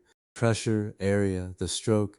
Give me the numbers and I will tell you exactly how hard your steam can shove before it bursts the vessel and kills your smiths. She looked at him over her shoulder, just briefly. Do that part first this time, please. Before the funeral, not after. He gave her the numbers. She drew. He watched the curves appear and recognized in them the same logic he had been carrying in his head for 4 years, rendered now in someone else's hand, more cleanly than he could have rendered it himself. That was the other thing he had learned. What you teach does not stay the shape you gave it. It grows into the shape of the person who learned it. Pyo's curves were not his curves. They were better. The boiler took 3 weeks to rivet and proof. Paektaeho oversaw every seam personally, and when the proof test came, cold water, twice the running pressure, in the yard with everyone standing well back, he did not flinch and he did not look away. I learned that lesson in blood, with the cannon, he said afterward, when the vessel had held and the pressure had been released and the apprentices had come back from behind the woodpile. We test it cold and far away before we trust it hot and close. No one argued with that. Mokje had the piston and cylinder. He had been working the fit for 2 weeks, scraping and measuring and scraping again, checking the clearance at 4 points around the bore, rotating the assembly by hand, and feeling for the places where the resistance changed. The standard Do-jin had given him was 4 10,000ths all the way round, a number that would have been a joke 4 years ago, a number that was now, if not easy, at least possible. Mok had stopped saying things were impossible sometime in the 3rd year. He had replaced the word with a question. What would it take? When the fit was done, he brought the assembly to the center of the shop, and set it on the bench, and Do-jin watched him slide the piston into the bore with 2 fingers and feel it travel the full stroke without binding, without slop, with the particular smooth resistance of 2 surfaces that had been made to belong to each other. Piston to cylinder, 4/10,000ths all the way round, Mok said. He was not quite smiling. He was doing the thing he did instead of smiling, which was to look at the work with an expression that contained everything a smile would have contained, more quietly. Steam won't find a way past that. He fitted it again, feeling the travel. Teacher, 4 years ago you asked me to file 2 plates flat enough to ring together, and I thought you were mad. This is the same trick. It was always the same trick. Make 2 things fit so close that nothing can get between them. We just finally got good enough to do it to fire. They assembled the engine in the afternoon, the boiler on its brick bed, the cylinder mounted to its frame, the piston rod connected to the beam pivoted at its center, the pump rod hanging from the far end. It was small. It was, by any standard Do-jin could name from his old life, absurdly small and absurdly slow and absurdly simple. A single cylinder, a single stroke, a weight on a rope to return the beam after each push. It was the most complicated thing anyone in this world had ever built. They lit the fire under the boiler at the 3rd hour past noon. The water took time to heat. They waited in the way that people wait when they are not sure they believe what is about to happen, not impatiently, but with a careful stillness, as if movement might disturb something. Doguang sat on his stool by the door and watched the pressure gauge with the focused attention of a man who had learned, at some cost, to take pressure gauges seriously. The steam built. The gauge climbed. Mokjae stood closest to the cylinder, one hand near the valve, not touching it, just near it, and watched the pressure reach the mark Pyo had drawn on the gauge face in red chalk. He opened the valve. For a moment, nothing. The hiss of steam finding the cylinder, the faint groan of the beam shifting on its pivot, and then, "It's moving." Mok's voice came out as a whisper first, disbelieving, and then as something else entirely, as the beam rose and the weight on the rope lifted clear of the floor. "It's moving. The fire's pushing it. The fire is doing the work. Look, look, it lifted the stone. Nothing's touching it but steam." The stone hung in the air, a river-smooth stone they had set on the rope as a test weight, something with no significance except its mass, and it hung there in the lamplight of the workshop, suspended by nothing but the pressure of water turned to vapor by fire, and it was the most significant thing Do-jin had seen in 4 years. Chayoung had both hands over her mouth. She was watching the stone. When she spoke, her voice was very quiet. "Fire, we made fire push." A long breath. "The water's gone, the veil's gone, the gods are gone, and we just made fire do the lifting. We're not going to need any of them. We're really not going to need any of them ever again." The stone swayed gently at the end of the rope. The beam descended, the exhaust valve opened, and the spent steam escaped in a long white breath, and then the valve closed again, and the steam built again, and the beam rose again, and the stone lifted again, and the rhythm of it, slow, patient, 1 stroke at a time, was the first heartbeat of a world that had decided to move itself. Yun So-yin stood back from the assembly and looked at both of them, the drivetrain on its bench, every shaft and bearing and gear fitted and graded and documented, and the little engine on its brick bed, crude and slow and alive. "There's the body." She looked at the drivetrain. "And there's the heart." She looked at the engine. A pause. "Crude, slow, 1 stroke at a time, but it's the same heart, Do-jin. We just have to make it stronger and smoother and faster, the way we've made everything, by the number, one honest step at a time. They're going to be one machine, the thing that moves itself." Do-jin looked at the 2 assemblies, the body that could transmit force, the heart that could generate it, and felt the future of the thing with a clarity he had not felt before, not imagined, felt. The way you feel a tolerance when the gauge needle settles, and you know, not because you have calculated it, but because you have measured it, that the number is right. "The thing that moves itself," he said. "The whole reason I started, that first day at Bake's Forge with a cracked plowshare, and no idea how I'd gotten here, to build the one machine that means this frontier never has to depend on a dead god's roads again. He looked at the engine. The beam rose and fell. The stone lifted and descended. We can see it from here now. For the first time, we can actually see it from here. Ekteho had found a cup from somewhere. He was not a man who made speeches, and what he said was not a speech. It was the kind of thing a man says when he has been holding it for 4 years and has finally found the right moment to set it down. You remember the plowshare? The cracked one, the first day. I thought you were a madman or a spirit. A low laugh, the laugh of a man who has been wrong about something important and is not unhappy about it. 4 years, Do-jin. From a plow I could barely mend to a fire that lifts a stone by itself. And the gods we used to blame for the cracks are dead and gone, and we're still here, and we're still making. He looked at Do-jin with the direct, uncomplicated regard of a man who does not say things he does not mean. Whatever you are, Outlander, I'm glad the bad sky dropped you on my forge. Do-jin raised his cup to the body and the first beat of the heart, and to every one of you who got better at this than I ever was. He looked at them, Taeho with his cup, Se-rin with her sealed papers, Cho-young with her hands still not quite steady, Mokjae with his eyes still on the engine, Pyo-eun-ha already back at her board, already drawing the next curve. That was always the plan. You just made it look easy. Later, when the others had gone and the fire under the boiler had been banked down to coals, Do-jin sat alone beside the little engine and listened to it breathe.